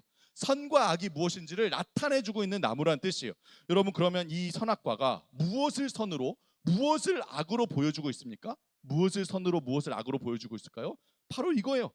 하나님과 인간 사이에 그 관계와 질서가 그대로 유지되고 있는 선과 하나님과 인간 사이에 그 관계와 그 아까 얘기했던 그 근원적인 질서가 무너져 버리는 악을 보여주고 있는 나무인 거예요. 보여주고 있는, 하나님을 중심에 두고 있는 것, 하나님께 주권을 두고 있는 것이 선이고, 하나님이 아닌 내가 중심에 서고 내가 그 주권을 차지하는 것이 악이라는 거예요. 바로 선악과가 이 선과 악, 하나님과 사람 사이의 질서가 그대로 유지되는 선, 그것이 무너져 버리는 악을 보여주고 있는, 상징하고 있는 나무라는 거예요. 따라서 선악과는 흔히 생각하는 대로 절대로 사람을 유혹하기 위한 도구가 아니라 오히려 하나님의 복의 도구였어요. 축복의 도구였어요. 왜요? 왜? 바로 그 나무의 열매가 그대로 먹히지 않고 동산 중앙에 있는 자체가 무엇을 의미합니까? 뭘 의미하죠? 하나님께서 여전히 그들의 하나님이 되신다는 걸 의미하는 거예요. 하나님이 이 아담과 하와가 그 하나님과의 친밀한 관계와 질서를 누리며 하나님의 풍성한 복을 누리고 있음을 상징하고 있는 거예요. 따라서 타락하기 이전에 아담과 하와가 동산 중앙에 있는 선악과를 볼 때는요, 절대로 보암직하거나 먹음직하거나 탐스럽게 여기고 먹고 싶어서 안달래하지 않았을 거예요. 오히려 이 아담과 하와는 선악과를 볼 때마다 자신들이 그 하나님의 그 사랑과 복과 은혜와 풍성한 가운데 있음을 느끼며 그분을 찬양하고 노래하며 예배했을 거예요. 여러분, 그리고 동산 중앙에 선악과 말고 또 하나의 나무가 있었죠. 무슨 나무죠? 무슨 나무입니까? 생명나무가 있었죠. 여러분, 퀴즈. 생명나무를 하나님께서 먹지 말라고 했을까요? 아닐까요? 생명나무. 네?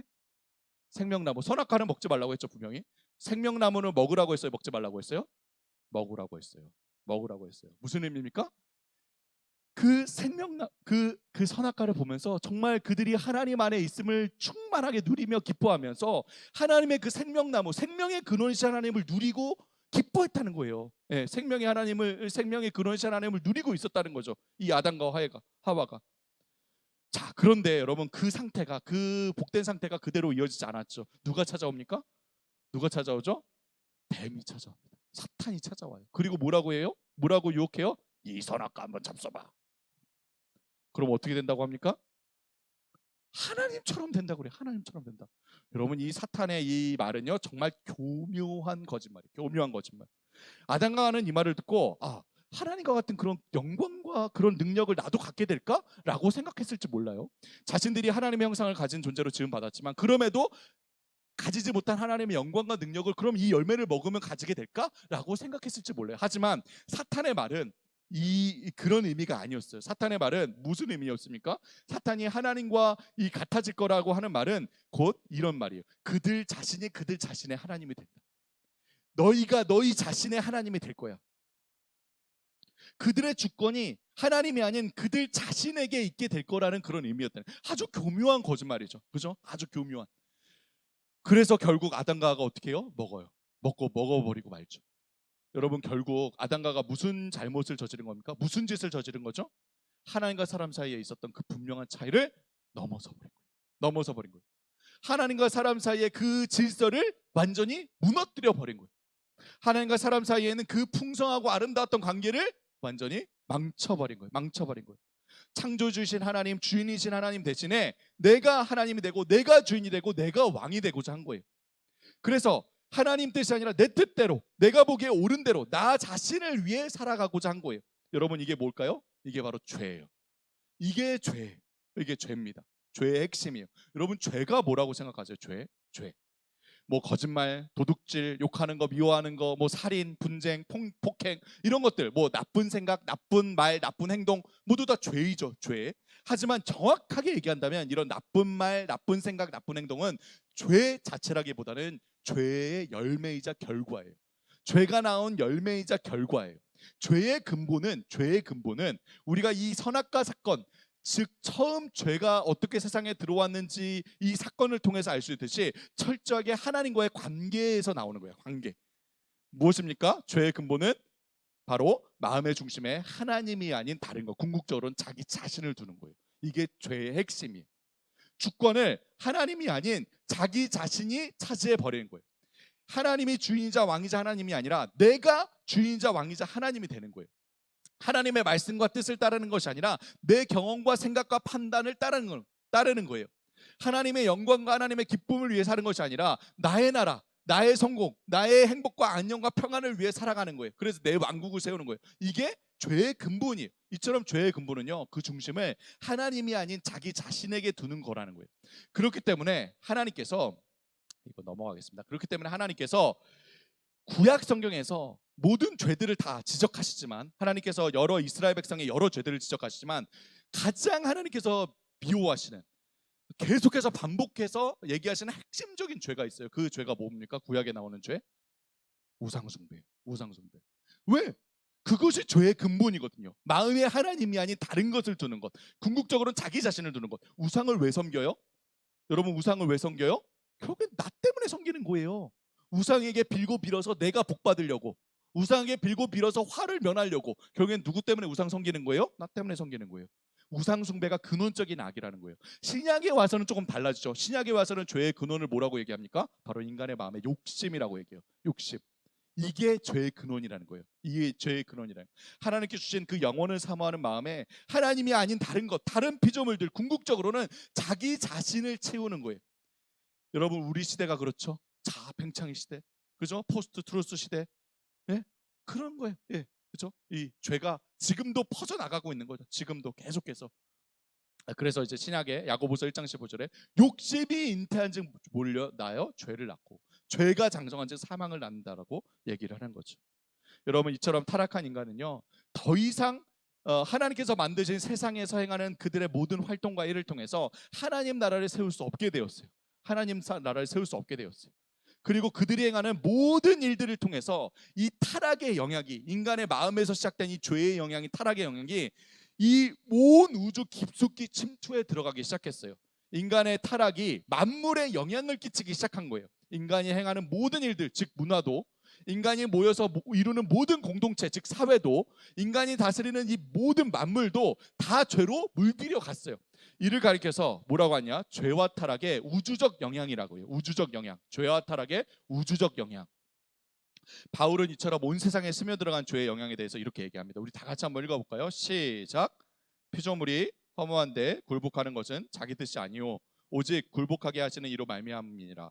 그 바라는 것은 피조물도 썩어짐의 종노릇한 데서 해방되어 하나님의 자녀들의 영광의 자유에 이르는 것이니라. 피조물들이 다 이제까지 함께 탄식하며 함께 고통을 겪고 있는 것을 우리가 아네. 네, 피조물들이 지금 만물이 다 탄식하며 고통을 겪고 있다고요.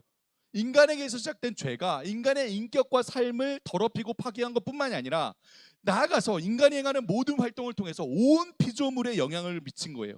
이 세상에 난무하는 온갖 무질서함들, 혼란과 파괴적인 사건들, 요즘에 뭐 기후 문제가 심각하다, 뭐 생물의 멸종, 온갖 질병이, 코로나도 마찬가지입니다. 코로나도 관계의 파괴, 전쟁, 이런 모든 것들, 우크라이나 여러분 요즘 뭐 심각하죠. 이런 모든 것들이 인간의 죄와 타락의 영향으로 이 온 피조물과 만물들이 어떻게 해요? 죄에 눌려서 신음하고 뭐 하고 있대요? 탄식하고 있다. 탄식하고 있다. 탄식하고 있다는 거예요. 지금 조금 더 남았는데 벌써 1시간이 지났는데요. 한 5분 정도만 더 하고 잠깐 쉬겠습니다. 5분 정도만 더 할게요.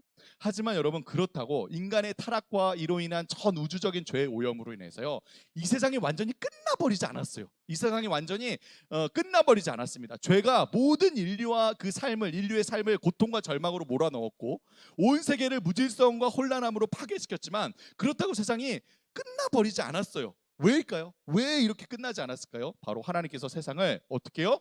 보존하셨기 때문에. 보존하셨기 때문이에요. 왜 하나님께서 세상을 끝내지 않고 보존하셨을까요? 왜 보존하셨을까요? 이유는 단 하나밖에 없어요. 왜? 요한복음 3장 16절에 나오듯이 하나님께서 세상을 이처럼 사랑하시기 때문이에요. 사랑하시기 때문에. 여전히 그럼에도 사랑하신 거예요. 세상을.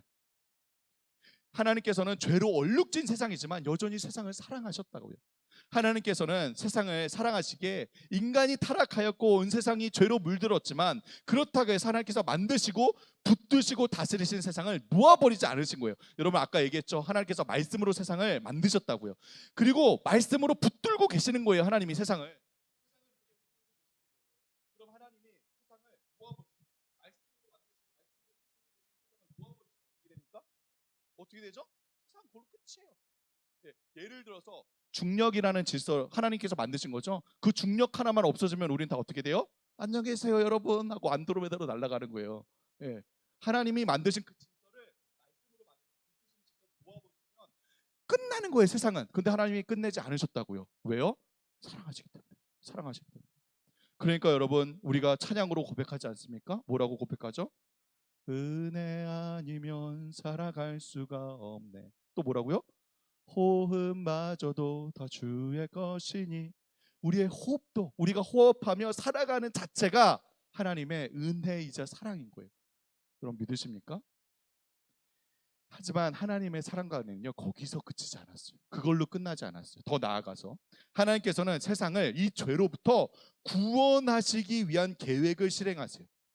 바로 인간이 타락한 직후로 지금까지 이어지고 있는 구속사, 구원의 역사를 시작하신 거예요. 이 네 번째 이야기, 이 구속의 이야기는 우리가 모두가 잘 아는 이야기죠. 구원과 복음은 우리 믿음과 신앙의 핵심 아닙니까? 그런데 정말 우리가 믿고 있는 이 진리가 성경에서 말하는 대로 우리가 정말 믿고 있는지 한번 돌아봐야 돼요. 한번 생각해 봐야 돼요.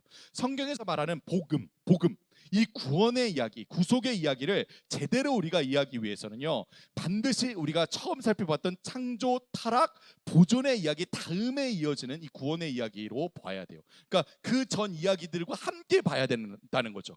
그럼 이 구원의 이야기, 이 창조, 타락, 보존, 그 다음에 이어지는 이 구원의 이야기의 핵심은 무엇입니까? 핵심은 무엇일까요?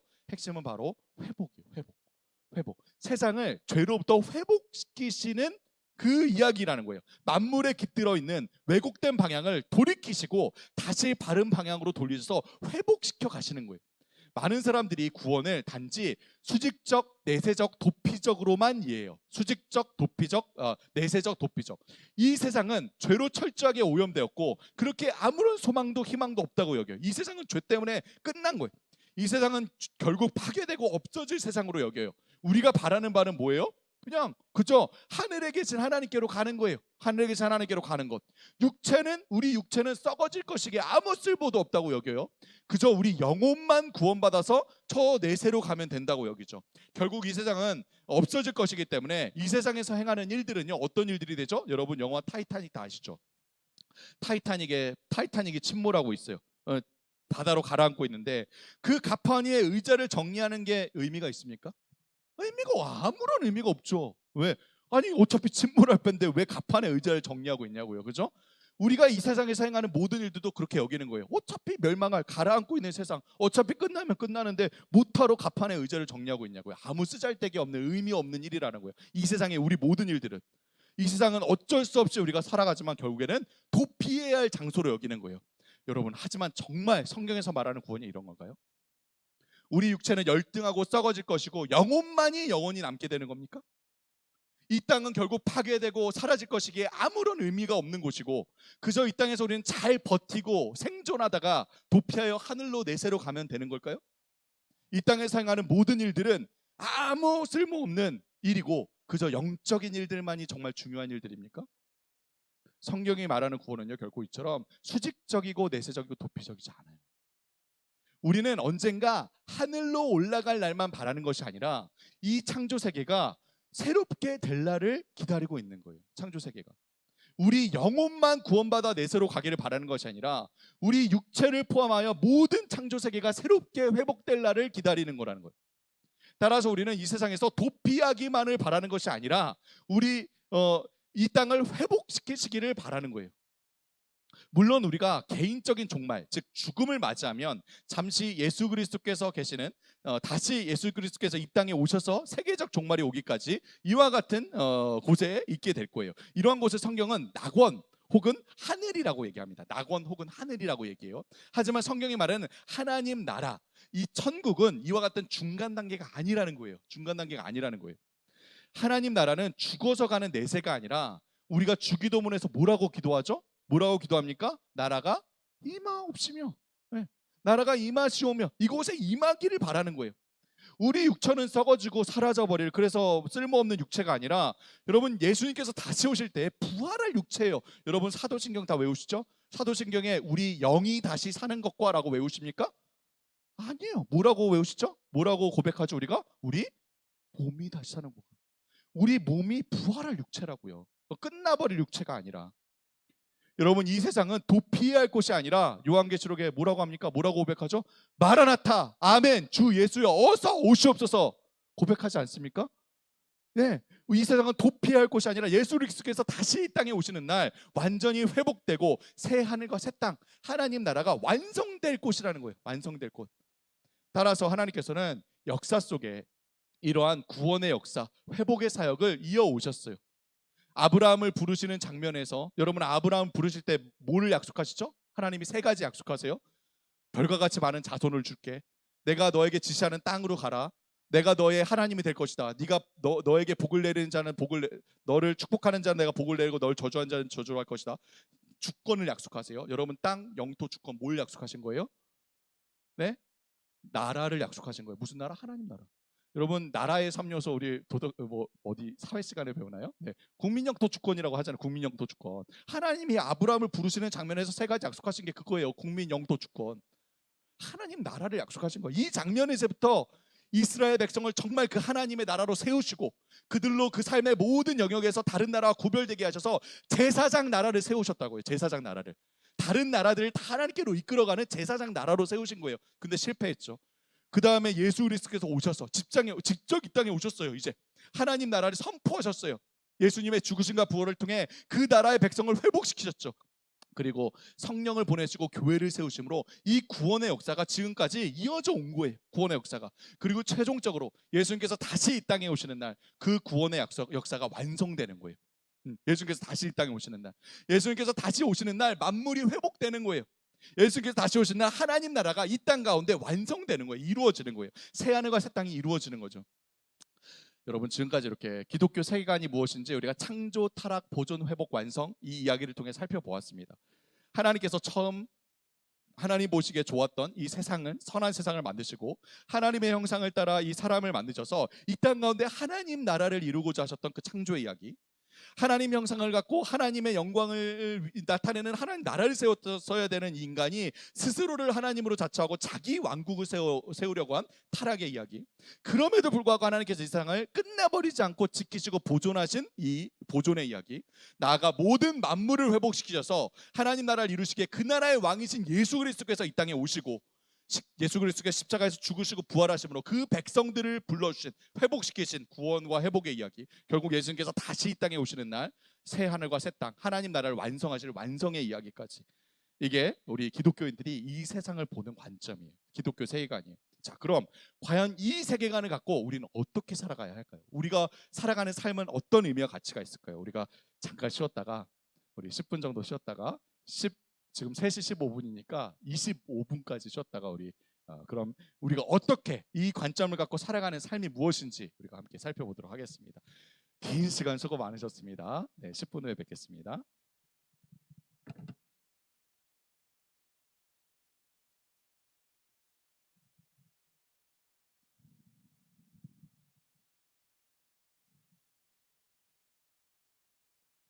네, 저희 이제 시작하도록 할까요? 네.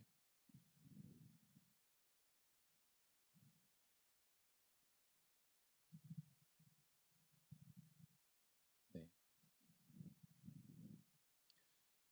자,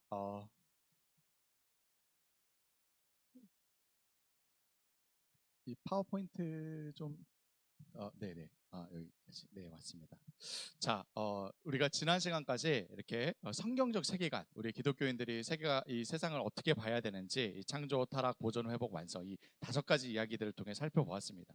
그럼 여러분 이 이야기, 이 각각의 5가지 이야기들을 하나로 연결시켜주는 주제는 뭘까요? 이 5가지 이야기들의 핵심 주제가 있어요. 뭐 여러 가지 주제들을 얘기할 수 있겠지만 창조의 이야기에도 타락의 이야기에도 마지막에 완성의 이야기까지 나오는 동일한 공통된 주제가 무엇이죠? 바로 하나님 나라입니다. 하나님 나라. 하나님 나라. 그죠?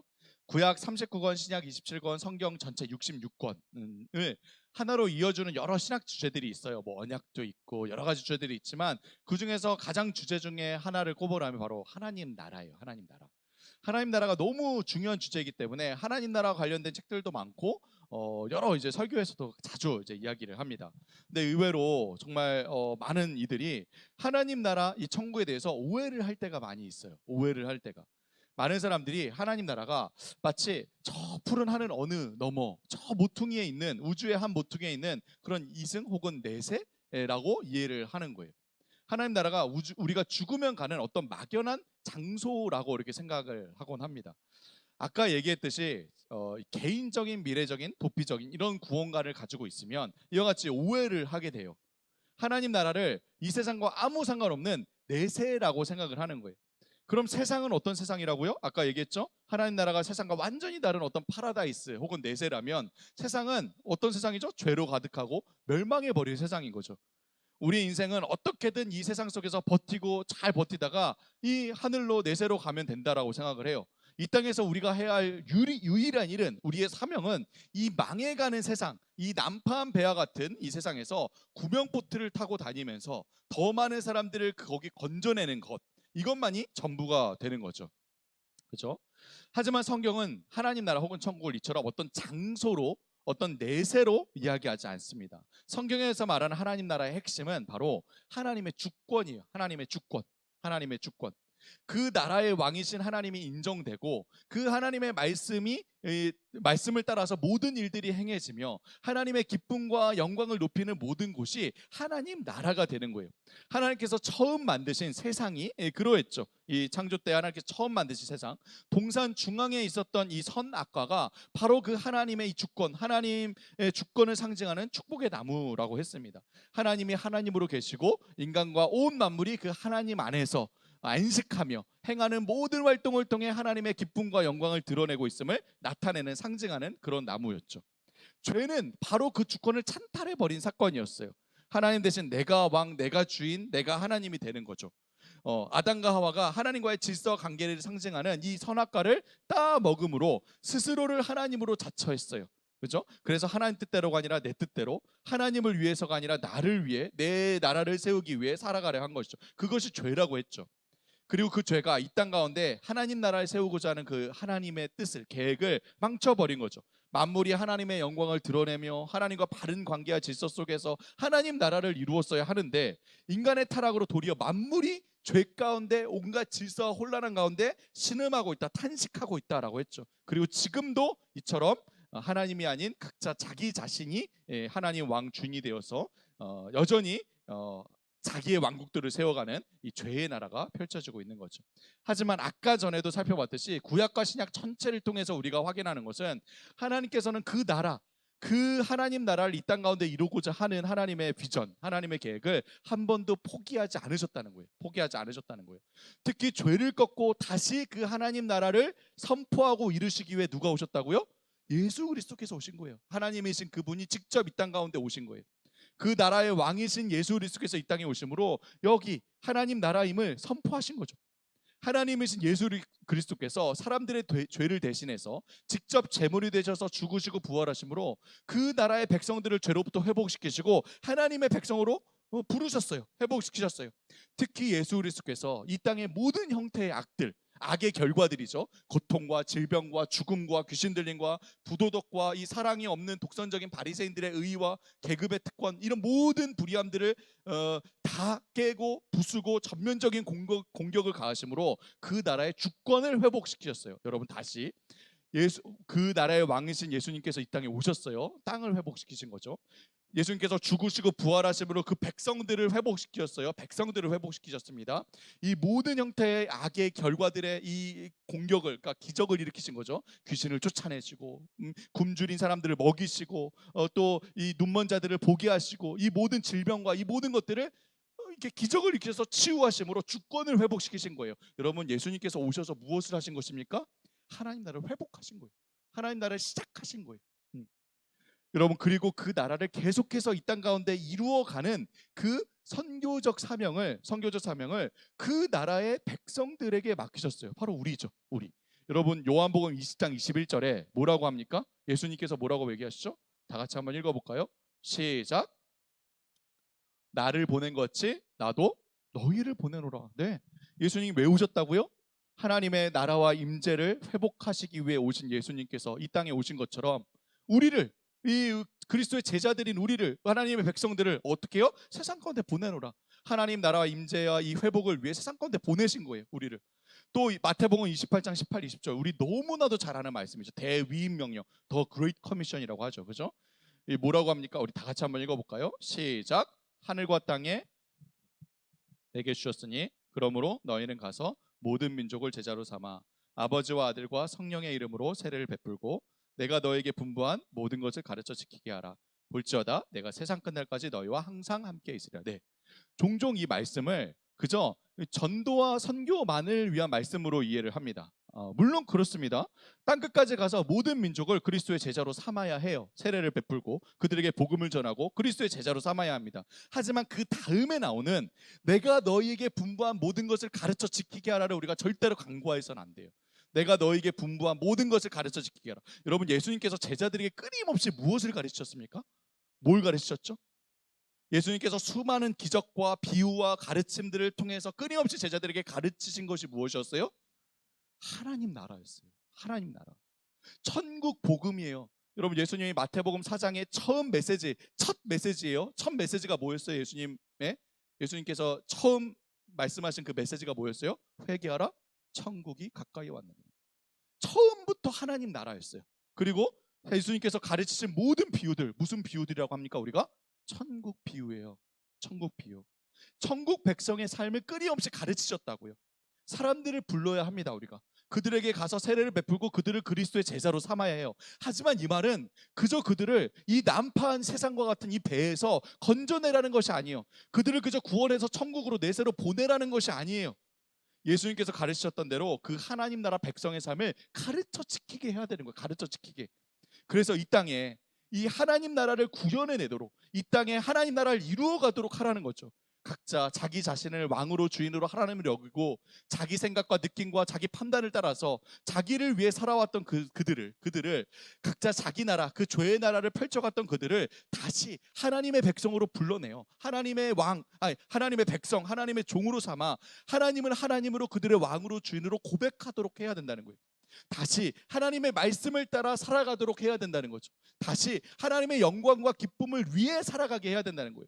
그래서 이 땅 가운데 다시 그분의 주권이 인정되도록, 이 땅 구석구석 모든 영역들 가운데 하나님의 영광이 드러나도록 해야 된다는 거예요. 하나님의 주권을 인정하는 개인의 마음과 삶을 통해서, 하나님의 주권을 인정하는 가정과 직장과 모든 이 땅의 사회 공동체들을 통해서, 하나님의 주권을 인정하는 정치, 경제, 교육, 학문, 예술 등 모든 문화들을 통해서 이 땅에 하나님 나라가 드러나도록, 하나님의 다스림이 구현되도록 해야 된다는 거예요. 이것이 바로 죄로 씨름하고 있는 이 세상 가운데 이 세상을 향한 진정한 기쁜 소식이에요. 복음이에요. 복음. 여러분, 복음, 우리가 기쁜 소식이라고 하죠. 여러분, 복음이 무엇입니까? 우리는 복음에 대해서 그냥 내가 죄로부터 구원받아 천국 가니 복음이다, 기쁜 소식이다. 또 나 조금 더 나가면 이 땅에서 복도 받고, 그죠? 그래서 복음이다라고 생각을 해요. 물론 그것도 포함되죠. 하지만 그것만이 아니에요. 그런 개인적인 실존적인 신앙에서 벗어나야 돼요. 거기에 머물러서는 안 되는 거죠. 복음은 무엇입니까? 정말 기쁜 소식은 무엇이에요? 하나님 나라가 임한 거예요. 하나님 나라가 임한 거예요. 온 피조물들이 다 탄식하며 신음하고 있는데, 우리 아까 로마서 8장에서 뭐라고 했죠? 하나님의 아들들이 나타난 것을 간절히 기다리고 있다. 이 모든 피조물들이. 무슨 말입니까? 하나님의 아들이신 예수 그리스도, 그리고 그분의 백성이신 우리들이 나타나기를 기다리고 있는 거예요. 왜? 어떻게 하도록요? 죄로 눌려서 탄식하고 있는 것들을 회복시키도록 기다리고 있다는 거죠. 여러분, 이것이 그리고 우리에게 맡기신 선교적 사명이라는 거예요. 바로 천국 복음을 전하는 삶이죠. 우리가 바라는 바는 그저 이 죄된 세상을 떠나서 내세로 가는 것이 아니라는 거예요. 우리의 사명은 그저 이 세상에 버티면서 더 많은 사람들을 구조해 내기만 하는 것이 아니라는 거예요. 우리가 바라는 바는 바로 이 땅 가운데 하나님 나라가 회복되고 그리스도께서 다시 이 땅에 오심으로 그 하나님 나라가 완성되는 거예요. 이게 우리의 소망이라는 거예요. 소망. 따라서 우리의 사명은 바로 이 땅의 모든 이들이 이 땅의 모든 이들을 하나님의 백성으로 불러내어서 그들과 함께 이 세상 가운데 하나님 나라를 이루어가는 거예요. 하나님 나라를 이루어가는 거예요. 죄로 인해서 틀어졌던 모든 방향들을 바로 잡아서 모든 삶의 영역에서, 이 세상의 모든 영역에서 하나님의 주권이 회복되도록 하는 거예요. 우리의 모든 말과 행동과 모든 삶을 통해서 하나님 나라를 증거하는 하늘과 땅의 통로가 되는 거예요. 우리 공동체가.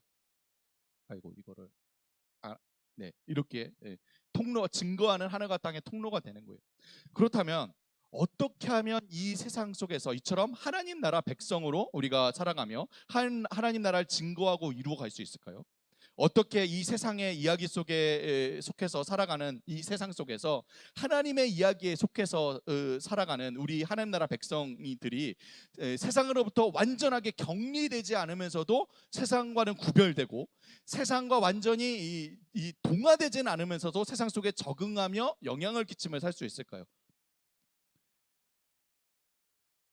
제가 처음 이 기독교 세계관 처음 시작할 때 여러분들에게 기독교 세계관은 안경이라고 했어요. 안경, 그죠? 이 세상을 바르게 우리로 바라보게 하고 살아가게 하는 안경이라고 했죠. 근데 그냥 안경이 아니라 무슨 안경이라고 했습니까?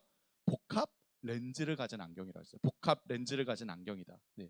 바로 창조, 타락, 보존, 회복, 완성, 이 각각의 이야기들이 하나가 되어서 하나로 합쳐져서 이 세상과 삶을 바라보아야만 제대로 바르게 보고 살아갈 수 있다고 했어요. 만약 어느 하나의 이야기를 빠뜨리거나 빼거나 어느 하나의 이야기를 지나치게 강조하다 보면 반드시 왜곡된 시각을 갖게 된다고 했죠. 그래서 이 5가지 이야기들을 우리가 복합적으로 보고 살아가는 것이 우리가 이 땅 가운데 하나님 백성으로 살아가는 첫걸음이 될 수 있어요. 그래서 마지막으로 요 얘기를 하고 마치도록 할 텐데요. 간단하게 살펴볼게요. 우선 창조입니다. 창조. 이 세상의 모든 영역들은 우리가 이미 살펴본 대로 하나님께서 만드셨고 하나님께서 말씀을 따라 질서 있게 만드셨기 때문에 뭐가 있습니까? 이 모든 세상에는 창조 질서가 있어요. 하나님 만들어 놓으신 구조가 있다는 거예요. 질서가 있어요. 하나님께서는 이 모든 세상을 하나님 보시기에 좋게 선하게 만드셨고 그 구조 자체가 문제가 아니라고 했죠. 예를 들어서 정치 분야에서 우리는 정부의 모습에서 공공의 정의를 추구하게 하신 하나님의 창조 구조를 발견할 수 있어요. 그게 뭐 왕정 체제가 됐던 우리 이제 그 성경의 역사를 보면 이스라엘 백성들도 여러 체제를 거쳐요. 뭐 처음에는 이제 사사들이 다스리는 그 체제부터 제사장 이 모세가 이끌어가는 체제, 사사들이 이끌어가는 체제, 그 다음에 왕이 세워지죠. 왕정 체제. 이렇게 체제가 다 바뀌어가잖아요, 그죠? 근데 체제가 중요한 게 아니에요. 체제가 중요한 게 아니라 그 체제의 그 근원에 담겨져 있는 공공의를 이제 정의를 추구하게 하신 그런 창조 구조들이 발견될 수 있다는 거죠. 이 정치 분야에서는.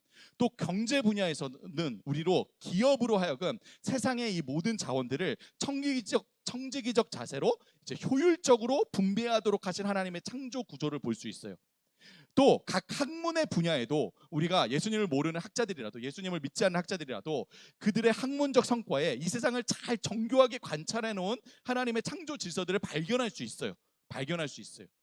하지만 두 번째, 타락은 그 모든 영역들을 하나하나 다 더럽혔어요.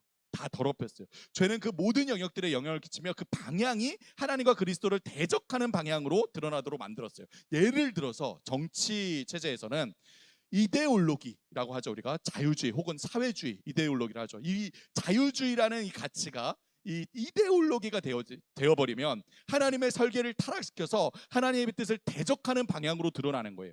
개인의 자유는 소중한 겁니다. 자유는 소중해요. 개개인의 자유를 존중하고 하는 거는 정부가 마땅히 해야 될 일이죠. 근데 그 자유가 자유주의가 되어버리면, 자유 이데올로기가 되어버리면 어떻게 됩니까? 개인의 자유를 확보하기 위해서 모든 다른 것들은 다 파괴시키게 되는 거예요. 네. 이 자유라는 것이 우상이 될 때는 공동체의 가치도, 가난하고 소외된 자들의 권리도, 윤리적인 기준과 가치도 다 무시해버리게 되는 거예요. 동성애가 그 극적인 예이죠. 동성애가 왜요? 개인의 자유를 극적으로 보장해 주려고 하다 보니까 개인이 그렇다는데 그냥 내비둬라. 분명한 윤리적 기준도 무시해버리는 거예요. 성 전환도 마찬가지고 그런 기준들을 다 무시해버리는 거죠. 개인의 자유가 제일 중요하니까. 또 경제 체제에서도 당연히 재화를 잘 활용해서 효율적으로 사용해야 돼요. 하지만 효율성이라는 것이 우상이 될 때, 그러니까 실용주의가 우상이 되어버릴 때 어떻게 됩니까? 다른 모든 것들, 인권도 유린해도 되고 자연도 파괴되고 되고 효율성만이 이 우상이 되는 거죠. 실용주의가 우상이 되는 거죠. 그러면 다른 것들을 다 파괴시키는 쪽으로 드러나게 되는 거예요. 우리가 오늘날 기업에서도 많이 보지 않습니까? 또 학문 역시 우리가 처음에 봤던 동영상 기억나시죠? 그죠? 그 남자가 아주 이성적으로 자기는 과학적으로 증명된 것만을 진리로 받아들인다라고 얘기해요. 나는 과학적으로 증명된 것만을 진리로 믿고 받아들인다. 곧 인간의 이성과 과학적 방법이 모든 세상의 모든 것들을 다 설명할 수 있다는 이성주의, 과학주의로 가는 거예요. 이성주의, 과학주의. 여러분 흔히 우리가 생각할 때 과학과 기독교가 서로 대치되는 거라고 오해를 해요. 그렇게 자꾸 끌고 가죠. 세상은 기독교가 믿는 신앙과 과학적인 합리적인 그 이성이 서로 대치된다고 생각을 해요. 절대 그렇지 않습니다. 절대 그렇지 않아요. 현대 과학이 어떻게 생겨나는지 아세요? 현대 과학이 발행했던 것은 기독교적 가치에서 발행을 했어요. 이 세상은 질서 있게, 하나님이 질서 있게 만드셨다는 지극히 우리 살펴봤잖아요. 그 기독교적인 가치관에 의해서 현대 과학이 발흥했어요. 현대 과학이 시작되었어요. 현대 과학의 아버지라고 불리는 아이작 뉴턴, 그죠? 중력의 법칙을 발견해낸 그 사람은 아주 깊은 신앙을 가진 사람이었어요. 그래서 어떤 믿음을 가지고 그 법칙들을 발견해내냐면 하나님이 이 세상을 질서 있게 만드셨다. 질서 있는 하나님께서 이 세상을 우리가 예측 가능하게 질서 있게 만드셨다는 그 성경적인 가치관을 가지고, 세계관을 가지고 현대 과학이 발전하게 된 거예요. 그러니까 과학은 사실 기독교에서 시작이 된 거예요. 기독교적 가치에서. 그런데 문제는 무엇입니까? 과학이 그저 이 세상을 관찰할 수 있는 하나의 방법론이 아니라 과학으로, 인간의 이성으로 모든 것들을 다 판단할 수 있고 진리 여부를 결정할 수 있다는 이성주의, 과학주의가 될 때 문제인 거예요.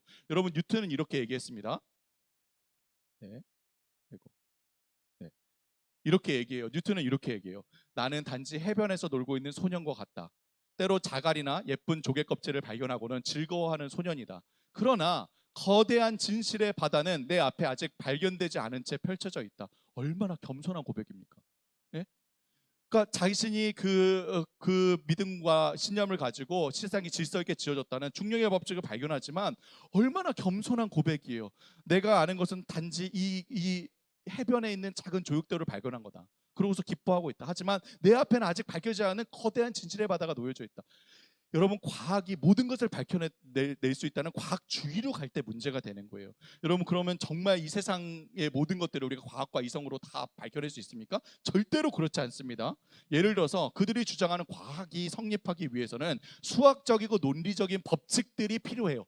수학적이고 논리적인 법칙들이 필요해요. 그렇죠? 그게 전제에 대해야만 과학이 존재할 수 있는 거예요. 그런데 그 전제, 그 수학적인 논리적인 법칙들을 과학적으로 밝혀낼 수 있습니까? 아니요, 그럴 수 없어요. 그건 전제예요. 전제, 깔려 있는 전제예요. 이미 존재하는 전제예요. 그러니까 이미 과학적으로 증명된 것만을 믿는다는 그 믿음은 잘못된 거죠. 자기 전제를 부정하는 일이 되니까. 또 윤리, 무엇이 옳고 그르냐, 이 정의의 기준 역시 과학적으로 증명할 수 있습니까? 여러분 잘 아시는 하버드의 마이클 샌델 교수가 있죠. 그 마이클 샌델 교수가 쓴 책들 다 아실 거예요. 정의란 무엇인가? 요즘에 최근에 나온 책은 공정하다는 착각이라는 책이 있죠. 그렇죠? 이 정의란 무엇인가라는 책을 보면 이 책에서 이 마이클 샌델 교수가 여러 가지 정의에 대한 여러 기준들을 얘기해요. 뭐 제레미 벤담의 공리주의, 최대 다수가 행복한 것이 진짜 정의이다라고도 얘기하고, 뭐 자유주의, 존 스튜어트 밀의 자유주의, 개인의 자유가 제일 이 정의의 우선이 돼야 된다라고도 얘기하고, 여러 이제 이 세상에서 말하는 정의의 기준들을 얘기해요. 근데 이 마이클 샌델 교수가 마지막에 정말 모든 어떤 역사와 어떤 인종을 초월하는 정말 객관적인 윤리의 기준을 세우기 위해서는 반드시 인간 존재를 초월하는 존재가 필요하다고 얘기해요. 우리는 누군지 알죠?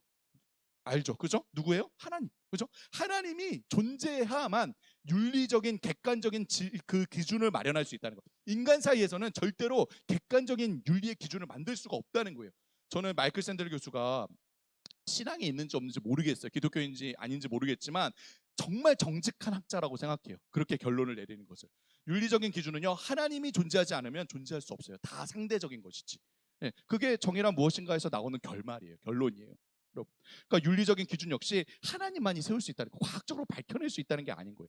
또 미학, 무엇이 아름다운지 이런 것 역시 과학적으로 증명할 수 있는 게 아니에요. 형이상학적 진리들, 인간의 영혼의 존재, 인간의 죽음 이후의 그 세계, 사랑과 긍휼과 자비와 같은 인간의 성품들, 이런 것들도 과학적으로 증명할 수 있는 것들이 아니에요. 여러분, 옛날 과학자들은요, 인간의 이성과 과학이 결국 인간 존재의 영혼까지 밝혀낼 수 있다라고 얘기를 했어요. 그래서 실험을 했어요. 이 영혼의 무게를 밝혀내는 실험을 했어요. 그리고 이 합리주의자인 르네 데카르트도 인간을 해부를 해요. 왜? 영혼의 존재를 발견하기 위해서. 영혼의 그러니까 물리적으로 이렇게 해부를 하면 영혼의 존재를 밝혀낼 수 있을 거라고 생각을 했다는 거예요. 근데 그렇지 않죠. 그럴 수 없죠. 영적인 것을 어떻게 과학적으로 어떤 그런 실험으로 밝혀낼 수 있습니까? 그럴 수 없는 거예요. 형이상학적 진리들도 이 과학적 방법론으로 밝혀낼 수 있는 것이 아니라는 것이죠. 마지막으로 우리 아까 영상에도 잠깐 나왔었는데 여러분 기억나세요? 이 남자가 처음에 나는 과학적으로 증명된 것만을 진리로 믿어라고 하니까 그 여자가 뭐라고 해요? 그래? 그게 너의 전제니? 그럼 네가 말했던 그 전제를 과학적으로 증명할 수 있어? 과학적으로 증명된 것만이 진리라는 그 인식론, 그 전제거든요. 그거를 과학적으로 밝혀낼 수 있어? 입증할 수 있어? 그럴 수 없어요. 그건 전제자 신념인 거예요. 믿음인 거예요. 여러분, 과학자들이 자신은 이성을 가지고 합리적으로 생각을 하고 기독교인들은 터무니없는 믿음을 가지고 비합리적으로 사고한다고 얘기해요. 그렇지 않습니다. 과학자들도 자기의 신념이 있어요. 무슨 신념이에요? 과학주의예요. 아까 남자가 얘기했던 그것이 자신의 신념이에요. 과학적으로 증명된 것만을 진리로 믿는다는 자신의 인식론이에요. 그런데 우리가 아까 살펴봤죠. 과학적으로 증명된 것만을 믿는다는 그 믿음으로 이 세상을 정말 있는 그대로 합리적으로 설명할 수 있습니까? 그럴 수 없다는 거예요. 마치 코끼리를 자그마한 상자 안에 우겨 넣는 일이에요. 여러분, 코끼리를 작은 상자 안에 우겨 넣으면 어떻게 됩니까? 어떻게 되죠? 코도 삐져나오고 귀도 삐져나오고 꼬리도 삐져나오고 되게 비합리적이에요. 근데 과학주의라는 그 상자 안에 이 사람들은 이 세상을 우겨 넣으려고 그러는 거예요. 우겨 넣으려고. 결국에는 합리성을 자기가 이제 합리적으로 사고한다는 합리성을 추구하다가 합리주의로 가버리니까 아주 비합리적으로 얘기하게 되는 거예요. 그래서 하나님께서 마지막에 하나님께서 이들을 향해 뭐라고 얘기하신다고요? 어리석다, 어리석다. 네. 세상을 있는 그대로 보지 못하고 자기 과학주의 안에 세상을 우겨 넣으려고 하는 거예요. 환원주의예요, 환원주의. 자, 이처럼 죄는 이 세상의 모든 영역들을 다 이제 왜곡시키고 틀어버렸어요. 하지만 하나님께서는 그럼에도 모든 구조를 보존하셨어요. 없애버리지 않으셨다는 거예요. 유지하고 보존하셨어요. 아무리 죄가 모든 만물에 영향을 끼쳤다고 해도 그 죄가 하나님께서 만물을 창조하실 때 만들었던 구조를 파괴하지는 않았다는 거예요. 하나님께서는 여전히 말씀으로 이 세상을 만드셨던 것처럼 동일하게 그 말씀으로 온 만물을 붙드시고 다스리고 계시다는 거예요. 그리고 만물을 회복시키시기 위해 하나님이신 예수 그리스도께서 이 땅에 오셨다고 했죠. 바로 예수님께서 만물 안에 뒤틀어진 그 방향을 바로 잡으시고 하나님의 주권이 인정되고 실행되는 하나님 나라를 이 땅 가운데 시작하신 거예요. 그리고 언젠가 예수님께서 다시 이 땅에 오시는 날 이 모든 만물이 회복되고 만물에 드러난 모든 죄의 영향들을 깨끗하게 하시고 이 땅에 새 하늘과 새 땅을 완성하실 거예요. 바로 예수님께서는 그분이 이 땅에 다시 오시기까지 그분이 시작하신 이 선교적인 사명을 우리에게 맡기셨어요. 이 세상 속에서 복음을 전하며 그 복음을 삶으로, 우리 삶으로 구현해내는 선교적 사명을 맡기셨어요. 따라서 결론적으로 우리는 한편으로 모든 것들 안에 있는 하나님의 창조 구조를 발견해야 해요. 하나님께서 창조하셨고 또 죄로 타락했지만 지키셨던, 보존하셨던 그 창조 구조를 발견하고, 다른 한편으로는 하나님의 선한 세상을 변질시킨 그 죄의 이 영향들, 죄의 반항, 종교적인 반항을 발견해야 해요. 우선 어떤 문화에 담겨있는 선한 구조를 발견하는 거예요. 그리고 그 안에 들어있는 문화적인 우상숭배가 어떻게 그 하나님의 선한 구조들을 타락시키는지 보아야 한다는 거예요. 그리고 나아가서 이러한 선한 구조에 대해서는 더 키우고 발전시켜 나가서 이제 반대로 잘못된 방향들에 대해서는 바로잡기 위해 노력을 하는 거죠. 바로잡기 위해 노력하는 거죠. 예를 들면 사업가는 자신의 사업에 이 제어와 서비스를 제공하는 방식 속에 나타나는 정의를 추구하고 청지기 정신에 주목하며 그 부분을 성실하게 해나가는 거예요. 결코 실용주의만을 추구하며 영리만을 사업의 모든 목적으로 삼지 않도록 하는 거예요. 적절한 재분배를 통해서 세상을 잘 관리하고 좋은 서비스를 통해 섬김이 일어나도록 하는 거죠. 섬김이 실현되도록 하는 거죠. 그때 여러분, 사실 비즈니스 자체도 그저 내 이익을 위해 돈 버는 수단이 아니라 하나님을 섬기는 일이 될 수 있는 거예요. 하나님을 섬기는 일이. 여러분, 이 비즈니스라는 말 자체가 성경의 아바드에서 왔거든요. 아바드. 이 아바드가 뭐예요? 창세기 2장 15절에 세상을 지키고 관리하라 했을 때 관리하라가 아바드예요. 거기에서 비즈니스가 온 거예요. 하나님께서 세상을 잘 지키고 관리하라. 그러니까 비즈니스는 그런 마음으로 하는 거예요. 청지기의 자세로. 이 모든 것들을 잘 이렇게 재활용하고 잘 활용하고 개발하고 해서 정말 좋은 제품으로 사람들을 섬기는 일 자체가 하나님을 섬기는 일이 될 수 있다고요. 하나님 섬기는 일이.